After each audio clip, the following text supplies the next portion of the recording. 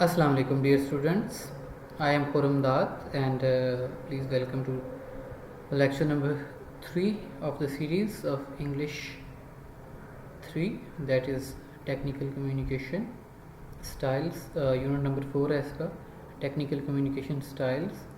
तो इसके contents जो हैं इसको हम देखते हैं. तो इसमें 3-4 मेन टॉपिक्स हैं. नंबर 1 पे जो सबसे आपका पहला टॉपिक है वो है clarity of the sentences for the readers, कि जो रीडर्स हैं उनके लिए हमने क्लियर सेंटेंसेस जो हैं उनको कैसे लिखना है. ठीक है. After that the second main thing that we will be discussing is the clarity of the paragraphs for the readers, के रीडर्स जो हैं उनके लिए हमने क्लियर पैराग्राफ्स कैसे लिखने हैं. After that we will discuss globalization and styles, and after that there is ethics and style, and the last topic of this unit would be focus on bias in language, के जो bias है language में उसको हमने कैसे focus करना है उसके ऊपर, और उसको हमने कैसे avoid करना है. Okay जी, please move on to page number 90. Page number 90 जो है आपकी टेक्स्ट बुक का, उस पर मूव करें. हेडिंग है 4.1 clarity of the sentences for the readers. The clarity in written expression comes with clear thinking, के द थिंग इज़ कि जब कभी भी आप साफ लिखना चाहें, वाज़े लिखना चाहें, क्लियर लिखना चाहें, तो the first thing that you need to do is that you need to have a clear picture of what you want to say in your mind, कि जो कुछ भी आप कम्युनिकेट करना चाहते हैं, जो बात भी आप करना चाहते हैं, और उसके बारे में आपके माइंड में क्लियर कट होना चाहिए कि आपने क्या बात करनी है. ठीक है. और क्लैरिटी जो है आती कैसे है? क्लैरिटी ऐसे आती है कि फ़र्स्ट ऑफ ऑल आपको पता होना चाहिए कि आप जो बात करने जा रहे हैं, आप वो बात क्यों करने जा रहे हैं, आपका बात करने का पर्पज़ क्या है, मकसद क्या है. उसके बाद आपको पता होना चाहिए कि आपके ऑडियंस कौन है. इन चीज़ों पे ऑलरेडी बात हो चुकी है. वी नीड टू नो कि हमने कौन से मीडियम या कौन से चैनल से बात करनी है. ठीक है. We also need to know that how much time do we have, कि कितना वक्त है हमारे पास अपने मैसेज को कम्युनिकेट करने के लिए, और उस वक्त में हम अपनी इंफॉर्मेशन इकट्ठी कर लें, और जो भी इंडिकेटर्स हैं, जो भी चीज़ें हैं, उनको हम जो है वो इकट्ठा कर लें. ठीक है. तो ये जो सारी क्लैरिटी है इन चीज़ों के मामले में, यही क्लैरिटी आपको it proves helpful in writing clearly. ठीक है. तो अब आपकी राइटिंग या जो भी आपका मैसेज होता है, वो मैसेज होता क्या है? It is combination of the words and that combination is called a sentence. एक स्पेसिफिक किस्म का स्ट्रक्चर होता है. तो if you are not competent enough, कि आपके अंदर इतनी एबिलिटी नहीं है कि आप अपनी थाट्स को ऑर्गेनाइज कर सकें according to the structure of the language, तो आप जो है क्लैरिटी ऑफ द मैसेज जो है या फिर क्लैरिटी ऑफ द सेंटेंस जो है उसको आप अचीव नहीं कर सकेंगे. तो in order to communicate effectively you need to have a command over the language in which you are trying to communicate your message. तो इसमें कन्फ्यूजन ओरिजिनेट होती है कि अगर आप इंग्लिश के वाले से बात करें तो आप टेंसेस को अगर आप मिक्स कर दें, प्रेजेंट, पास्ट और फ्यूचर को आप मिक्स कर दें, तो ऑब्वियसली फिर आपका मैसेज जो है वो क्लियरली कम्युनिकेट नहीं हो सकेगा टू योर ऑडियंस. तो नीचे आपको कुछ एग्जांपल्स दी गई हैं कि how mixing of the tenses और lack of knowledge of the language in which you are trying to communicate your message, it affects your message. For example number A जो है इसमें आप देखें तो I receive your letter about the late delivery of the message of the good and will inform you. Now the thing is कि इसमें कोई clarity नहीं है, हमें नहीं पता कि I receive your message. अब ये receive जो है रूट वर्ड लगा दिया है, your about the late delivery, your what, क्या रिसीव हुआ हमारा आपको, about the late delivery of the message. अब मैसेज होना चाहिए था पीछे I received your message about the late delivery, ये जैसे नीचे लिखा हुआ है ऑफ द गुड. अब हमें गुड नहीं पता कि यहाँ पे अच्छा जो है उसके लिए गुड इस्तेमाल किया गया, या फिर चीज़ों के लिए गुड्स का वर्ड जो है वो यूज़ करना चाह रहा है ये writer. And will inform you, and will inform what, कि क्या इन्फॉर्म करेंगे, हमें नहीं पता कि ये क्या बात हो रही है। लेकिन ऑन दी अदर हैंड दूसरा मैसेज जो है इसको अगर आप देखें तो I have receive your message recently, कि अभी अभी मुझे आपका मैसेज रिसीव हुआ, and intend to inform you, और आपको इन्फॉर्म करना चाहता हूँ about the late delivery of the goods, के जो आपने चीज़ें ऑर्डर की थी उनकी डिलीवरी लेट क्यों हुई है। तो अब यहाँ पे क्लैरिटी है, तो लैंग्वेज जो है उसकी सिग्निफिकेंस है। If you don't know the language then obviously it will create problems for you as well as for your readers. तो इस किस्म के जो अनक्लियर सेंटेंसेस होते हैं ये इनकन्वीनियंस क्रिएट करते हैं, कि परेशानी का बायस बनते हैं आपके लिए, परेशानी का बायस बनते हैं आपके रीडर्स के लिए, और इसके अलावा जो है आपका बैड इंप्रेशन जाता है। जब आपका बैड इंप्रेशन जाता है तो नेक्स्ट टाइम लोग आपके साथ इंटरेक्ट करने से अवॉइड करते हैं, ठीक है। Therefore the writer should choose simple sentences and organize them in a logical sequence. तो इस किस्म के मसाइल से बचने के लिए सिंपल सेंटेंसेस का जो है वो इस्तेमाल करें और उनको लॉजिकली आप ऑर्गेनाइज करें, और मैसेज को बिल्कुल ऐसे कन्वे करें that it should be understood by the reader and he will be able to respond quickly and appropriately. अपना मैसेज इतना सिंपल रखें कि अगला बंदा बड़ी ही जल्दी उसको समझ ले और फ़ौरन से उसका रिप्लाई कर सके। जो नेक्स्ट इम्पॉर्टेंट पॉइंट है वो है हमारे पास placement of the main idea first, कि जब कभी भी आप अपना मैसेज लिखने लगें, when ever you are writing a message, तो इंग्लिश 1 और इंग्लिश 2 में ऑब्वियसली आपने पैराग्राफ राइटिंग पढ़ी है, उसमें आपको पैराग्राफ का स्ट्रक्चर पता है कि there is a topic sentence, there is supporting detail and there is a concluding sentence. तो जो मेन आइडिया है जिसको हम टॉपिक सेंटेंस कहते हैं, it should be placed first, सबसे पहले उस पर बात करें, and it should be in the beginning of the message, ये मैसेज के आगाज़ में होना चाहिए। ऑब्वियसली एक मैसेज के अंदर मुख्तलिफ आइडियाज़ होते हैं, और जो अनस्किल्ड राइटर्स हैं उनका इशू ये होता है कि दे place the minor ideas first, कि जो छोटे आइडियाज़ होते हैं जो कि लेस इम्पॉर्टेंट आइडियाज़ होते हैं उनको वो ज़्यादा अहमियत देते हैं, उनके ऊपर पहले डिस्कशन करते हैं, और जो मेन आइडिया है उसको वो सबसे आखिर में डिस्कस करते हैं। तो ऑब्वियसली ये फिर कम्युनिकेशन के रास्ते में एक रुकावट मतलब के प्रोड्यूस हो जाती है। तो जो टेक्निकल राइटर्स होते हैं, स्किल्ड टेक्निकल राइटर्स जो होते हैं, जो कि आपको बनना है, तो दे place the main idea first, कि जो सबसे मेन आइडिया, जो सबसे अहम बात होती है उसको वो सबसे पहले डिस्कस करते हैं।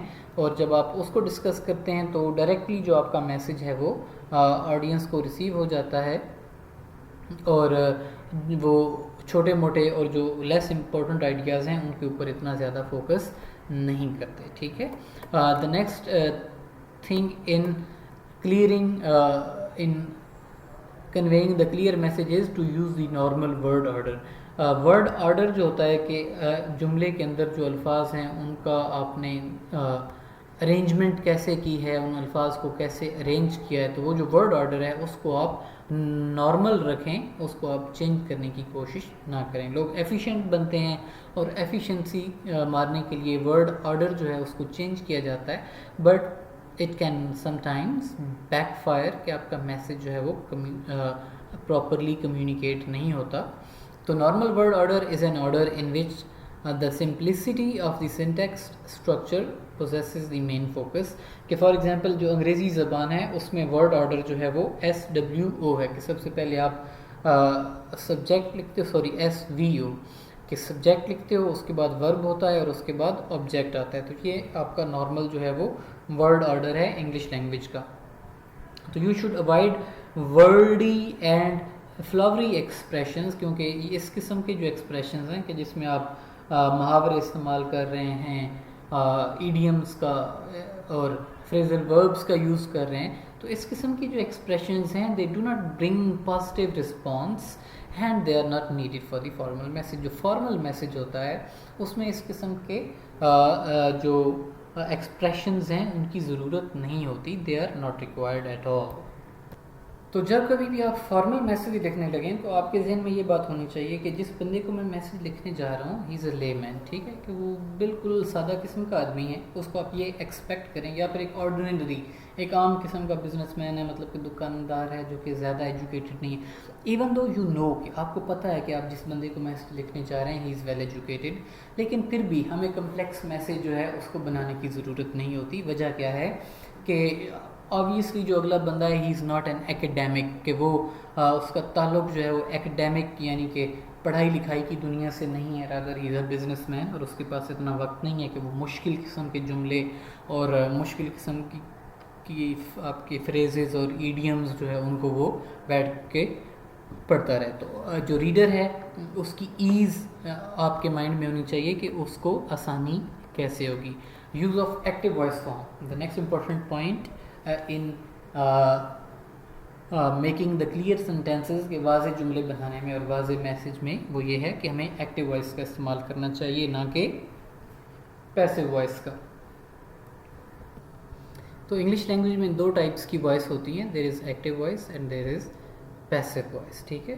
टेक्निकल राइटिंग में दोनों फॉर्म्स को the both forms of expression, the active voice and the passive voice, both of them they are used, लेकिन आपने ज़्यादातर जो है वो एक्टिव वॉइस का इस्तेमाल करना है। ऑब्वियसली जिस सिचुएशन में आप मैसेज लिख रहे होते हैं आप उसके हिसाब से डिटरमिन करते हो चीज़ों को, लेकिन ज़्यादातर सिचुएशंस जो होती हैं वो ऐसी होती हैं कि जिसमें आप एक्टिव वॉइस फॉर्म का यूज़ करते हैं। तो this form is more subjective and is used in written communication. के एक्टिव वॉइस जो फॉर्म है इसमें सब्जेक्टिविटी होती है, यानी कि आपकी जो ज़ाती जो आपकी पर्सनैलिटी है उसकी रिफ्लेक्शन इसके अंदर आती है। However in some written genres passive voice form के बाद रिटन जॉनरास ऐसे भी हैं जिसमें पैसिव वॉइस यूज़ होती है, लेकिन ज़्यादातर ऐसे हैं कि जिसमें एक्टिव वॉइस का इस्तेमाल आपको करना चाहिए। क्योंकि एक्टिव वॉइस जो है वो राइटर को रिस्पॉन्सिबल बनाती है, कि उसके पीछे ऐसे लगता है कि जो एक्टिव वॉइस है उसके एक्सप्रेशंस ऐसे होते हैं कि जो भी काम हम मतलब के कर रहे हैं इसके पीछे जो राइटर है उसकी ये गारंटी या उसकी पर्सनैलिटी मौजूद है कि अगर जो कुछ लिखा है कुछ उसके अगेंस्ट होगा या कुछ गलती होगी या कुछ ख़राब होगा तो हमें पता है कि राइटर को हम जाके पकड़ सकते हैं गिरबान से कि भाई आपने ऐसा कहा था एंड यू आर रिस्पॉन्सिबल, क्योंकि जो कुछ आपने कहा हमने उसको फॉलो किया, ठीक है। तो इंग्लिश में एक्टिव वॉइस फॉर्म का जो पैटर्न है वो नॉर्मल पैटर्न SVO है, उसी को आप फॉलो करेंगे तो it will be active voice form, ठीक है। नीचे कुछ एग्जांपल्स लिखी हैं एक्टिव वॉइस फॉर्म की कि I am writing this letter, you have mailed us an invitation, I assure you, ठीक है। You have mailed us an invitation, ये पैसिव वॉइस फॉर्म है। ऊपर आई एम राइटिंग, ठीक है, ये मैं खुद लिख रहा हूँ, ठीक है, तो it is an active voice. I assure you जो है ये अगेन एक्टिव वॉइस फॉर्म है। और पैसिव वॉइस की नीचे कुछ एग्जांपल्स हैं, this letter is written, an invitation has been mailed to us, ठीक है, you are assured about the miracles of a cream the fair and lovely, ठीक है, यू आर अश्योर्ड। तो इसमें थोड़ा सा ऐसे होता है कि जो मतलब कि पैसिव वॉइस के एक्सप्रेशंस हैं वो इस टाइप के कुछ एक्सप्रेशंस होते हैं कि ऐसे लगता है कि जो राइटर है वो अपने आप को थर्ड पार्टी के तौर पे बीच में प्रेजेंट कर रहा है, मतलब कि उसका कुछ अपना बीच में लेना देना या उसकी अपनी पर्सनल गारंटी जो है वो इस चीज़ के अंदर इन्वॉल्व नहीं है। तो the use of active voice form in the technical writing is desirable decision, कि अच्छा डिसीजन है कि आप एक्टिव वॉइस का इस्तेमाल करें, क्योंकि आप जो भी प्रोबेबिलिटीज़ हैं या जो भी लाइबिलिटीज़ हैं उनको आप अपने सर पे ले रहे होते हो, ठीक है। लेकिन इसका मतलब ये नहीं है कि आपने 100% यूज़ करना है। ऑब्वियसली सिचुएशन को आपने देखना है कि जो भी सिचुएशन है जो भी हालात है उसमें आपने सूटेबल एक्सप्रेशन देखना है कि मोस्ट सूटेबल एक्सप्रेशन जो है if it is active voice then you should go for active voice. However if you feel आपको महसूस होता है कि नहीं यार यहाँ पे एक्टिव वॉइस जो है वो इट विल बी इनअप्रोप्रिएट, तो फिर आप जो है वो पैसिव वॉइस का इस्तेमाल वहाँ पे कर सकते हैं। जी the next important thing to make your sentences effective या फिर उनको अच्छा बनाने के लिए you should use parallelism. Parallelism जो है इसका इस्तेमाल करें। इससे जो आपके सेंटेंसेस हैं वो वेल बैलेंस्ड दिखाई देते हैं और उनके अंदर एक खूबसूरती जो है वो रिफ्लेक्ट होती है। The parallelism of the sentence mean the sentence of the same importance using a similar structure के जो एक सेंटेंस है उसके अंदर एक ही किस्म का ढांचा इस्तेमाल करना चाहिए, उसके स्ट्रक्चर के अंदर चेंजेस जो हैं वो नहीं करने चाहिए। This is done with the help of coordinate conjunctions के। कोऑर्डिनेटिंग कंजंक्शंस जो होते हैं इनको आप इंग्लिश 1 इंग्लिश 2 में पढ़ चुके हैं ऑलरेडी इसकी लिस्ट। तो इनका इस्तेमाल करने से जिसमें एंड, बट, और, नॉर, फॉर और येट ये सब शामिल हैं, आप अपने सेंटेंसेस को अच्छे तरीके से पैरेलल बना सकते हैं। नीचे आप देखें तो पैरेलल और फॉल्टी सेंटेंसेस जो हैं उनकी एग्जांपल्स लिखी हैं।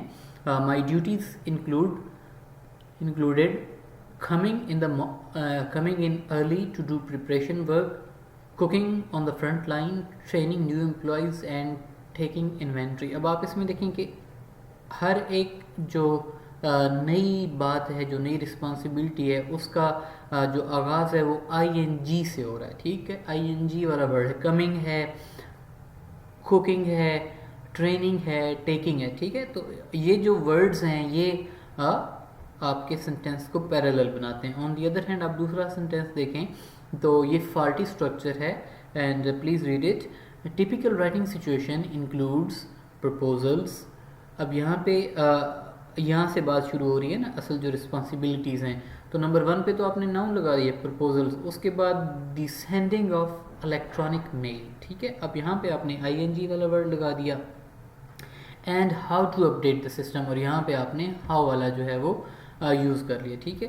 तो ये सारे जो हर एक रिस्पॉन्सिबिलिटी है उसके लिए आपने डिफरेंट वर्डिंग यूज़ किया। इट इज़ंट कि ये सेंटेंस ग्रामेटिकली गलत है, ग्रामेटिकली ये सेंटेंस ठीक है, लेकिन इशू ये है कि this sentence is not parallel. जब इसी सेंटेंस को आप पैरेलल करेंगे तो नीचे फिर अगेन उसको अच्छे तरीके से लिखा गया है। Typical writing situations include editing proposals, sending electronic mails and updating the system, ठीक है। तो नाउ अब ये है कि अब ये सेंटेंस इसके अंदर एक खूबसूरती है, एक मतलब कि बैलेंस जो होता है वो इसके अंदर अब एग्जिस्ट करता है, जो कि प्रीवियसली इसमें नहीं था। द नेक्स्ट इम्पॉर्टेंट स्टेप और point regarding clarity of the sentences is a suitable length of a sentence. कि सेंटेंस जो है उसकी length it should neither be too long nor too short, कि ना ही तो ज़्यादा लंबा सेंटेंस लिखें और ना ही ज़्यादा छोटा सेंटेंस लिखें। The more the writing is for lower level, the more the simple and short sentences are required. कि जितने छोटे लेवल पे आप जो है अपनी बात कर रहे हैं, कि आप अगर हायर लेवल पे बात कर रहे हैं, ठीक है, जनरल मैनेजर से CEO को आप लेटर लिख रहे हैं, तो उसमें आप कम्प्लेक्स सेंटेंसेस को यूज़ कर सकते हैं। लेकिन अगर आप जो है वो किसी रिसेप्शनिस्ट को, किसी मतलब के वर्कर को या इस टाइप के इंडिविजुअल को लेटर लिख रहे हैं, तो उसका मतलब ये है कि वो बेचारा ज़्यादा एजुकेटेड नहीं है और वो ज़्यादा कॉम्पिटेंट नहीं है, क्योंकि अगर वो कॉम्पिटेंट होता या ज़्यादा एजुकेटेड होता तो वो किसी अच्छी पोस्ट पे होता, but because he is at that post it implies that he is not competent, and when he is not competent तो ऐसे में जो अफेक्टिव कम्युनिकेशन है वो सिंपल सेंटेंसेस के ज़रिए हो सकती है। अगर आपके सेंटेंसेस कम्प्लेक्स होंगे, उनका डिफ़िकल्टी लेवल जो है वो हाई होगा, तो आप अपना मैसेज जो है वो कन्वे नहीं कर सकते। हायर लेवल के लिए you can increase the length of the words. Moreover, one thing should always be in mind that there is no standard limit for words of any sentence। के writing में जो है वो कोई वर्ड लिमिट नहीं होती जुमले के लिए, कि एक जुमला बाज़ बात अगर आप इसमें लीगल लैंग्वेज में चले जाएं तो एक सेंटेंस जो है वो जहाँ से पैराग्राफ का आगाज़ होता है वहाँ से शुरू होता है, और जहाँ पे पैराग्राफ एंड होता है वहाँ पे वो सेंटेंस जो है उसका इख्तिताम होता है, ठीक है। तो ऐसे ही it changes from situation to situation, के जिस हालत में आप बैठे हैं उसी हालत में या उसी सिचुएशन के मुताबिक सेंटेंस जो है उसकी लेंथ चेंज होगी। For example, if the idea demands little information so the sentence will be short. कि अगर आपका आइडिया छोटी सी इंफॉर्मेशन से मतलब कन्वे हो रहा है तो आपका सेंटेंस शॉर्ट होगा. On the other side if the idea needs more information then more words can be included in the sentence. कि अगर आप जो है वो लंबी बात करना चाहते हैं तो फिर आप सेंटेंस की लेंथ जो है बढ़ा सकते हैं. नीचे एग्जांपल्स लिखी हैं, एग्जांपल 1 2 3 4. अब आप किसी बंदे को कितनी इंफॉर्मेशन देना चाहते हैं वो जो है वो यहाँ से रिफ्लेक्ट होगा. फॉर एग्जांपल सेंटेंस नंबर 1 है आई एम बिज़ी टुडे, कि मैं आज के दिन मसरूफ़ हूँ. ठीक है. सेंटेंस नंबर 2 में उसी सेंटेंस को हमने थोड़ा सा बढ़ा दिया. I am busy today and can not accompany you. Sentence number 3 में हमने उसकी मज़ीद एक्सप्लेनेशन कर दी. I am busy today and can not accompany you to Karachi. ठीक है. अब सेंटेंस थोड़ा सा कंप्लीट नज़र आ रहा है. I am busy today and can not accompany you to Karachi because of the illness of my mother. ठीक है. यहाँ पे आपने फुल स्टॉप लगा दिया तो इट मीन्स कि अब ये जो सेंटेंस है it is complete in all respect. ये ऐसा सेंटेंस है कि अगर कोई आपका दोस्त उसने आपको अपने साथ जाने की डिमांड की है या रिक्वेस्ट की है तो आप अगर ये पूरा सेंटेंस लिखकर उसकी रिक्वेस्ट को रिफ्यूज़ करते हैं या डिनाई करते हैं तो वो बंदा नाराज़ नहीं होगा. On the other hand if you use first sentence और द सेकंड सेंटेंस तो फिर आपके रिलेशन में तनाव जो है वो आ सकता है. ठीक है. तो इससे यू शुड अंडरस्टैंड कि आपने किस लेवल के सेंटेंसेस और किस लेंथ के जो सेंटेंसेस हैं उनको आपने यूज़ करना है. The next important point regarding clarity of the sentences is to avoid nominalization. कि नॉमिनलाइजेशन जो है उसको अवॉइड करें. नॉमिनलाइजेशन होती क्या है? It is a process of restructuring sentence with some changes in it. कि आप जो है वो जो जुमले का एक नॉर्मल स्ट्रक्चर होता है SVO सब्जेक्ट वर्ब और जो ऑब्जेक्ट का स्ट्रक्चर है उसको आप थोड़ा सा चेंज कर देते हैं. मिसाल के तौर पे आप जो है instead of starting your sentence with the traditional subject आप अपने सेंटेंस का आगाज़ एडजेक्टिव से या फिर एब्स्ट्रैक्ट नाउन से उसका आगाज़ कर रहे हैं. ठीक है. तो you have made few changes, ऐसे चेंजेस जो कि आपके सेंटेंस का मतलब के स्ट्रक्चर जो है उसको टोटली चेंज कर रहे हैं. Example number 1, Imran Khan decides to stop escalation in the region. Imran Khan यहाँ पे सब्जेक्ट है, decides to stop verb, phrase बन गई, एस्केलेशन इन द रीजन ये ऑब्जेक्ट फ्रेज में. लेकिन सेंटेंस नंबर 2 जो है इसमें आप देखें तो उन्होंने स्ट्रक्चर चेंज कर दिया. Decision of Imran Khan on stopping escalation in the region. ठीक है. अब ये सारी की सारी नाउन क्लॉज है. The sentence is incomplete because it needs something else. ठीक है. तो इस टाइप के सेंटेंसेस जो होते हैं वो आपकी कम्युनिकेशन के रास्ते में या फिर आपके सेंटेंसेस को सेंटेंसेस की मतलब क्लैरिटी जो है उसके रास्ते की रुकावट बनते हैं. ऐसे एग्जांपल नंबर 3 है ये नॉर्मल स्ट्रक्चर है और एग्जांपल नंबर 4 जो है ये अगेन नॉमिनलाइजेशन है कि आपने स्ट्रक्चर को बेसिक स्ट्रक्चर को चेंज कर दिया है. ठीक है. Does this sentence sound confusing. ठीक है. तो ऑब्वियसली जब कभी आप लिखें तो आप अपने सेंटेंसेस को रीड आउट करें दोबारा से और आप देखें कि आपने SVO सब्जेक्ट वर्ब ऑब्जेक्ट वाला स्ट्रक्चर जो है उसको फॉलो किया है या फिर आपने कहीं पे इस स्ट्रक्चर को मतलब कि चेंज किया है. और ऐसे सेंटेंसेस जो कि आपको फील हों कि दे आर कंफ्यूजिंग, इसमें मतलब कि डबल सब्जेक्ट आ रहा है या इसमें कुछ नॉमिनलाइजेशन है तो उनको आप चेंज करके नॉर्मलाइज कर दें.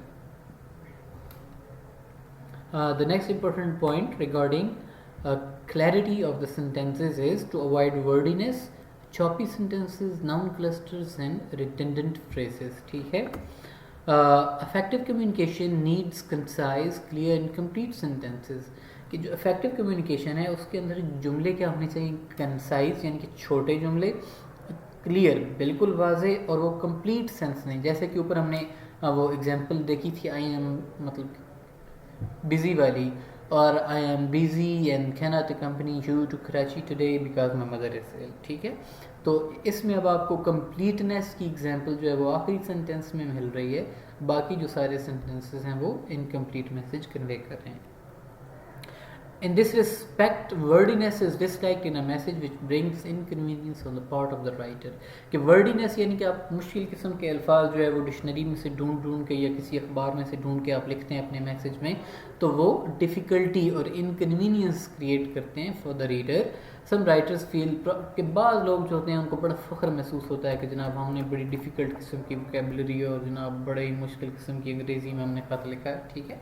But it is not something to be proud of in the formal situations. की जो फॉर्मल सिचुएशन होती है, बिजनेस सिचुएशन है या फॉर्मल सिचुएशन है, उसमें ये चीज़ जो है इट इज़ नॉट समथिंग कि जिस पे आपको फ़ख्र होना चाहिए, बिकॉज ऐसे लोग जो हैं वो उनको लाइक नहीं किया जाता. So as a writer what you should do is you should avoid wordiness. कि वर्डीनेस मतलब मुश्किल किस्म के जो अल्फाज हैं उनसे आप अवॉइड करें. And try to keep it as simple as you can, ठीक है. द सेकेंड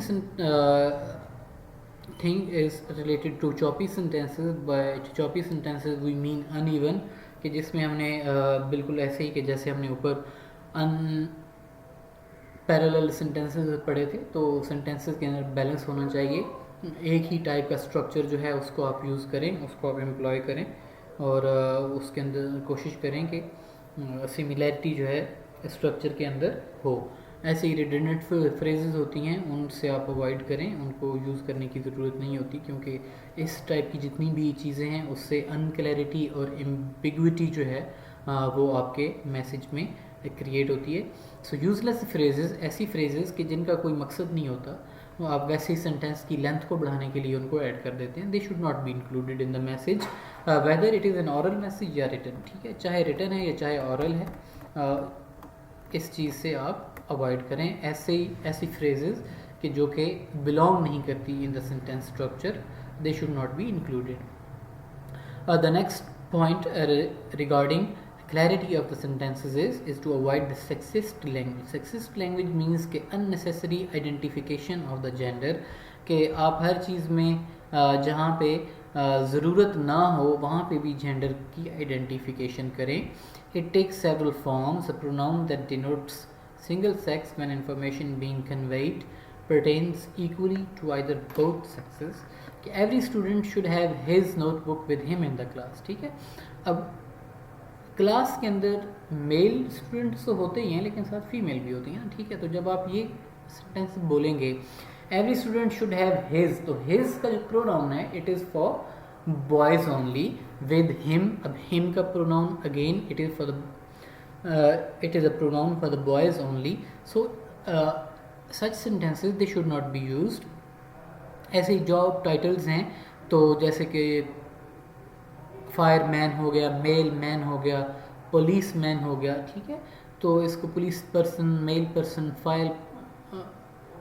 फायर पर्सन जो है वो आप मतलब क्या, पर्सन एक ऐसा वर्ड है कि that includes both male and female. ऐसे चेयर मैन का वर्ड है, ठीक है, तो उसको भी चेंज कर दिया जाता है, चेयर पर्सन में चेंज कर दिया जाता है, ठीक है. ऐसे फायर है, फायरमैन तो इसको हम फायर फाइटर कह देते हैं, ठीक है. फायर फाइटर का जो वर्ड है ये भी एक जेंडर न्यूट्रल वर्ड है, ठीक है. फायर पर्सन जो है वो ज़्यादा अच्छा नहीं लगेगा, लेकिन फायर फाइटर का जो वर्ड है वो अच्छा लगता है, ठीक है. A single sex pronoun in conjunction with the neutral job title, so that implication के job titles जो हैं वो भी neutral होने चाहिए, ठीक है. क्योंकि नर्स जो है वो अवोक हर, तो द नर्स वो मतलब देयर पेशेंट आप कर लें, ठीक है.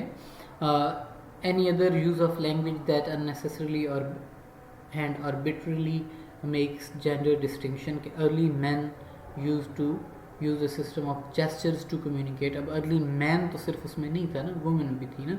तो अर्ली ह्यूमन बींग्स जब आप लिखेंगे तो ह्यूमन बींग्स के अंदर जो है वो सारे जो इंसान हैं जिसमें मर्द और औरतें दोनों शामिल हैं वो उसमें रेफ़र हो जाएंगे, ठीक है. तो इस किस्म के सेंटेंसेस जो हैं या इस किस्म के प्रोनाउंस के जो कि ऐसी जगह पे जेंडर को आइडेंटिफाई करें जहाँ पे जनरल बात हो रही होती है, जहाँ पे मर्द और औरतों दोनों की बात हो रही होती है, लेकिन आप प्रोनाउन ऐसा इस्तेमाल करते हो जो कि एक जेंडर को आइडेंटिफाई करता है। और एक जेंडर से मुराद सिर्फ मर्द ही हैं, क्योंकि जो आजकल का माशरा है उसमें फेमिनिज़म की मूवमेंट मतलब कि चल रही है, और आपको पता होगा कि फेमिनिस्ट हैं वो ये कहते हैं कि भाई औरतों के पास भी बराबर जो है वो राइट्स होने चाहिए, और हर एक चीज़ जो है उसमें औरतों का रोल है। तो आप ऐसे जितने जॉब टाइटल्स हैं उनमें से भी आप जो है ये मतलब कि मैन हटाएं और वहाँ पे पर्सन लिखें या ह्यूमन लिखें, ताकि पता चले कि इसमें औरतें भी शामिल हैं, ना कि ऐसा ना हो कि आपने औरतों को जो है वो आइडेंटिफाई कर दिया। ठीक है, ऐसे अब टाइटल्स कुछ आपको या जेंडर न्यूट्रल वर्ड्स आपको दिए गए हैं कि फायरमैन की जगह पे आप जो है फायर फाइटर का वर्ड यूज़ कर सकते हैं, पुलिस मैन की जगह पे आप पुलिस ऑफिसर का वर्ड यूज़ कर सकते हैं। तो अब ऑफिसर कहेंगे तो इससे मुराद जो है वो मैन एंड वुमन के दोनों हो सकते हैं। ऐसे मेल मैन जो है उसको आप मेल पर्सन भी कह सकते हैं, लेकिन ये थोड़ा सा एक्वर्ड लगता है, तो आप इसको पोस्टल वर्कर कह दें। और ऐसे ही क्लीनिंग वुमन जो है उसको आप house cleaner, office cleaner, custodian, इस किस्म के वर्ड्स जो हैं, ठीक है, they can be used. The next important point regarding clarity of the sentences is to avoid garden path sentences. Garden path sentences are those sentences that can have multiple meanings and multiple interpretations. के ऐसे जुमले कि जिनके बेतहाशा मतलब और बेतहाशा जो है वो मीनिंग्स निकल सकते हों, उनको आप गार्डन पाथ सेंटेंसेस कहते हैं। और ऐसे सेंटेंसेस जो हैं वो टेक्निकल कम्युनिकेशन के अंदर पर्टिकुलरली उनको उनसे अवॉइड करना चाहिए, उनका यूज़ नहीं करना चाहिए। ठीक है, फॉर एग्जांपल ये एक सेंटेंस मैंने ऊपर लिखा हुआ है, ठीक है, तो a woman without her man is nothing. ठीक है, तो इस सेंटेंस को if you look at it, तो अगर यहाँ से हम कॉमा हटा दें तो अब इसका मीनिंग जो है वो बड़ा ही कंफ्यूजिंग किस्म का मीनिंग है। अब woman without her man is nothing, अब इसको अगर हम ये कहें, यहाँ पे हम एक मतलब कि कॉमा लगा दें, अब वुमन विदाउट हर मैन कि एक औरत अपने मर्द के बगैर कुछ भी नहीं है। ठीक है, सॉरी, इसका मीनिंग बनेगा अ वुमन एक औरत विदाउट हर मैन अपने मर्द के बगैर मतलब कुछ भी नहीं है। और यही जो मतलब कि कॉमा है, इसको अगर मैं यहाँ पे शिफ्ट करूँ कि अ वुमन विदाउट हर, और यहाँ से मैं कॉमा हटा दूँ, मैन हैज़ नथिंग, तो ये अब इसका मतलब बनता है कि एक औरत के बगैर आदमी जो है वो कुछ भी नहीं है। ठीक है, तो इसकी मल्टीपल इंटरप्रिटेशंस हैं। इस टाइप की जो सेंटेंसेस होते हैं इनको हम गार्डन पाथ सेंटेंसेस कहते हैं, and they should be avoided. You encounter an ambiguous part that has multiple possible interpretation, कि अक्सर ऐसा होता है कि हम किसी ऐसे सेंटेंस से हमारा सामना होता है कि जिसके मल्टीपल पॉसिबल मीनिंग्स बनते हैं। तो as a writer, when you are writing something, तो आपको उसको अवॉइड करना चाहिए। अब जब आप इस किस्म का सेंटेंस मतलब कि पढ़ते हो तो आपके जहन में एक मतलब बन जाता है। ठीक है, however as you continue reading, जब आप आगे पढ़ते जाते हो तो जो आगे की बातें लिखी होती हैं उससे वो जो पिछला सेंटेंस है उसका मीनिंग चेंज हो जाता है और वापस आपको उसके पास जाना पड़ता है, और ऐसे में मसाइल जो हैं वो रीडर के लिए क्रिएट होते हैं। ठीक है, so as a writer you should avoid garden path sentence. अब ये एक सेंटेंस लिखा है, गार्डन पाथ सेंटेंस है, the horse which raced past the barn fell down. ठीक है, this sentence is a garden path sentence because when a reader begins reading it, they generally start by assuming that raced is an active verb. However, once the reader reaches the word fell, they realize that raced cannot be active, otherwise the sentence would be ungrammatical. क्योंकि दो verb आ गए। ठीक है, the reader then has to reprocess the sentence before they are able to identify the correct interpretation for it, where the verb raced is passive. ठीक है, आगे मज़ीद कुछ एग्जांपल्स लिखी हैं, गार्डन पाथ सेंटेंसेस हैं और उनका मीनिंग जो है, तो आप इन सेंटेंसेस को जब आप मतलब कि देखते हो तो हमें नहीं पता चलता कि ये सेंटेंस से वाकई यही मीनिंग है जो कि इसके सामने लिखा है। The florist sent the flowers was pleased. Now we do not know कि इसमें बंदा क्या बात करना चाह रहा है।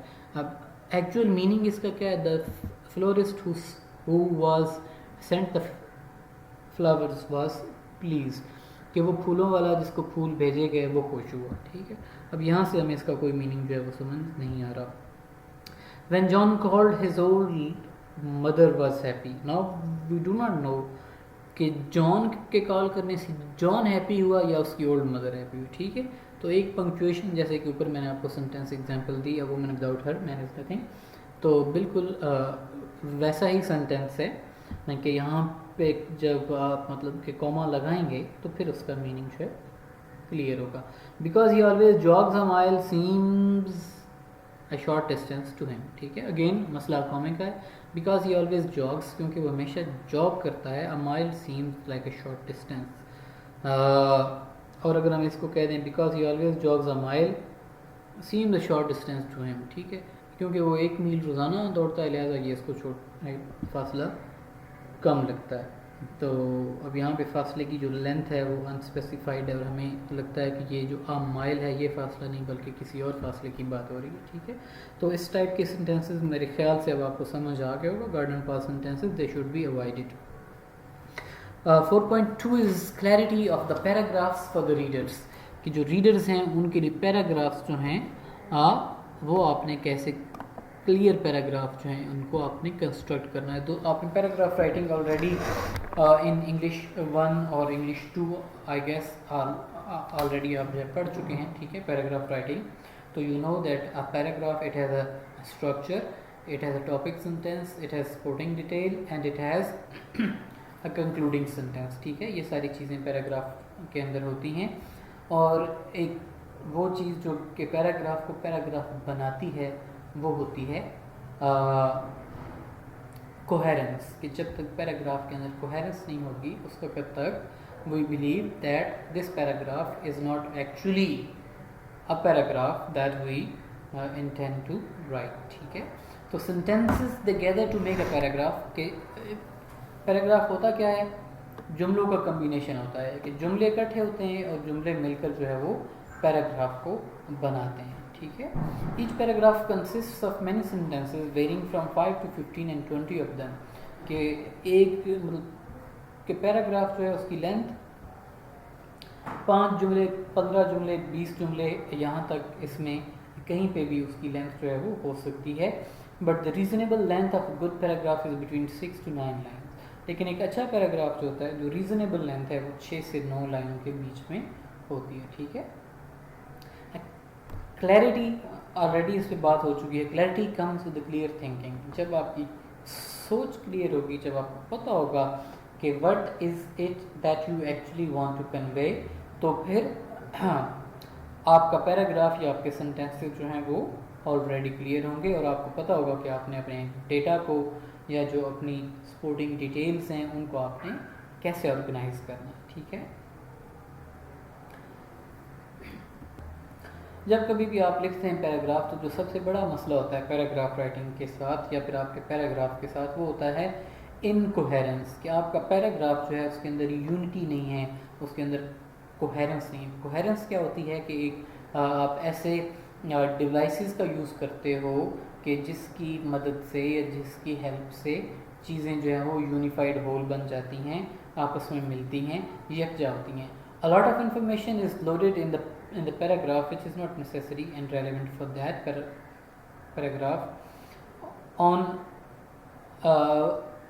one other negligence most of the writers do is that they write a paragraph at different intervals of time. कि एक जो गलती राइटर्स से होती है वो ये होती है कि वो एक ही पैराग्राफ को उन्होंने लिखना शुरू किया, आधा लिखा, फिर वो कहीं और चले गए, वापस आए और फिर दोबारा उस पैराग्राफ को लिखना रिज्यूम किया। ठीक है, तो इससे होता ये है कि जो नेचुरल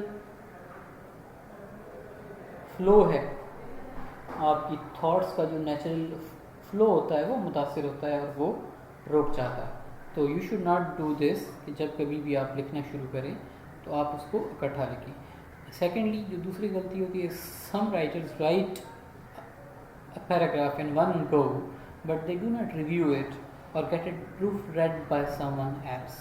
कि जो राइटर्स होते हैं वो पैराग्राफ लिखते तो वन गो में, लेकिन वो खुद उसकी प्रूफ रीडिंग नहीं करते, ना ही उसको दोबारा देखते हैं, और ना ही किसी थर्ड पार्टी को जो है मतलब के इंगेज करते हैं उसकी प्रूफ रीडिंग के लिए। जब कभी भी आप लिखें तो आप किसी थर्ड इंडिविजुअल को अपनी राइटिंग या अपना पैराग्राफ लाजमी दिखाएं, वहाँ पे वो थर्ड पर्सन जो है वो उन मिस्टेक्स को आइडेंटिफाई कर सकता है जिनको हम ओवरलुक करते हैं।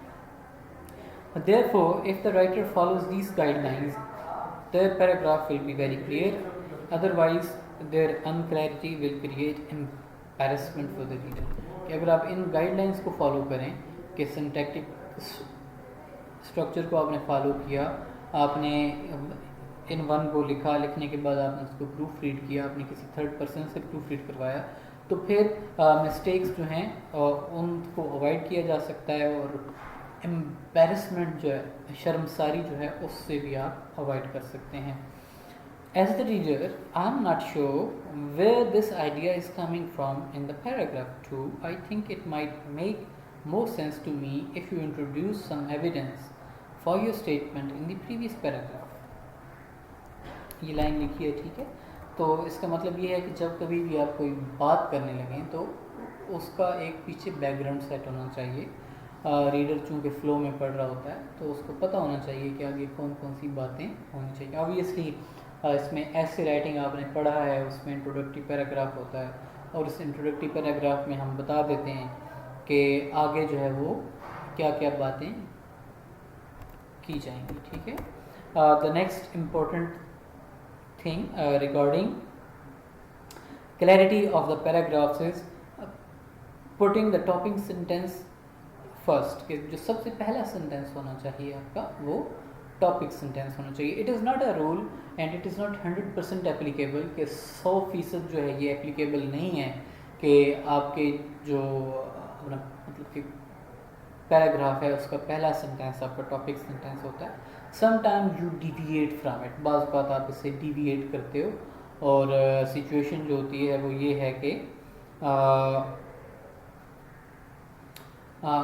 आपका टॉपिक सेंटेंस कहीं मिडल में आता है या दूसरा सेंटेंस होता है, या फिर बाज़ सिचुएशन में, वेरी रेयर तो इट हैपन्स, लेकिन बाज़ सिचुएशंस ऐसी भी होती हैं जिसमें आखिरी सेंटेंस जो होता है पैराग्राफ का वो टॉपिक सेंटेंस होता है। लेकिन technical writing is a bit different. Technical writing में आपने आगाज़ ही टॉपिक सेंटेंस से करना होता है। The topic sentence will provide clear direction, बिल्कुल क्लियर डायरेक्शन दे देता है, रीडर को पता चल जाता है कि जनाब के पूरे डॉक्यूमेंट में या पूरे पैराग्राफ में क्या बात होने वाली है। और अगर आपने टॉपिक सेंटेंस शुरू में दे दिया है तो जो आपका रीडर है उसके लिए इंफॉर्मेशन को अंडरस्टैंड करना, उसको समझना ईजी हो जाएगा। समटाइम्स द बफर और natural neutral statement is required in some cases, के बाद बात ज़रूरत होती है कि आप किसी न्यूट्रल स्टेटमेंट से आगाज़ करें, तो ऐसे केस में ठीक है आपने आगाज़ कर लिया, लेकिन दूसरा सेंटेंस जो है उसको फिर आप टॉपिक सेंटेंस के तौर पे लाजमी इंट्रोड्यूस करें। दूसरे सेंटेंस से आगे टेक्निकल राइटिंग में आपका टॉपिक सेंटेंस नहीं जाना चाहिए, ठीक है। If the sentence does not have something related to or as an introduction to the topic, it is not likely by the experts and the readers will have to encounter hard with the information provided to get clarity of the topic. तो आगाज़ जो है वो भी relevant sentence से ही होना चाहिए। The next important thing regarding clear paragraph is coherence in the paragraph structure. तो जो सबसे अहम चीज़ है बेटा पैराग्राफ राइटिंग में वो होती है कोहेरेंस। कोहेरेंस का मतलब ये होता है कि जैसे एक जंजीर होती है ना, ठीक है, जंजीर में एक उसकी जो मतलब के ब्लॉक है वो दूसरे ब्लॉक के साथ जुड़ा होता है, ठीक है, इंटरलिंक्ड होता है, और उसकी पोजीशन या उसकी प्लेस जो है उसको चेंज नहीं किया जा सकता। It is linked like a chain. तो एक मतलब कि पैराग्राफ जो है वो भी एक जंजीर की मानद होता है, और जंजीर की मानद ऐसे होता है कि एक सेंटेंस जो है उसको दूसरे सेंटेंस के साथ बिल्कुल ऐसे ही इंटरलिंक्ड होना चाहिए कि जैसे जंजीर के ब्लॉक्स जो हैं वो इंटरलिंक्ड होते हैं एक दूसरे के साथ। और ये जो कोहेरेंस का काम है, ये कोहेरेंस का काम सर अंजाम देते हैं कोहेसिव डिवाइसेस, ठीक है।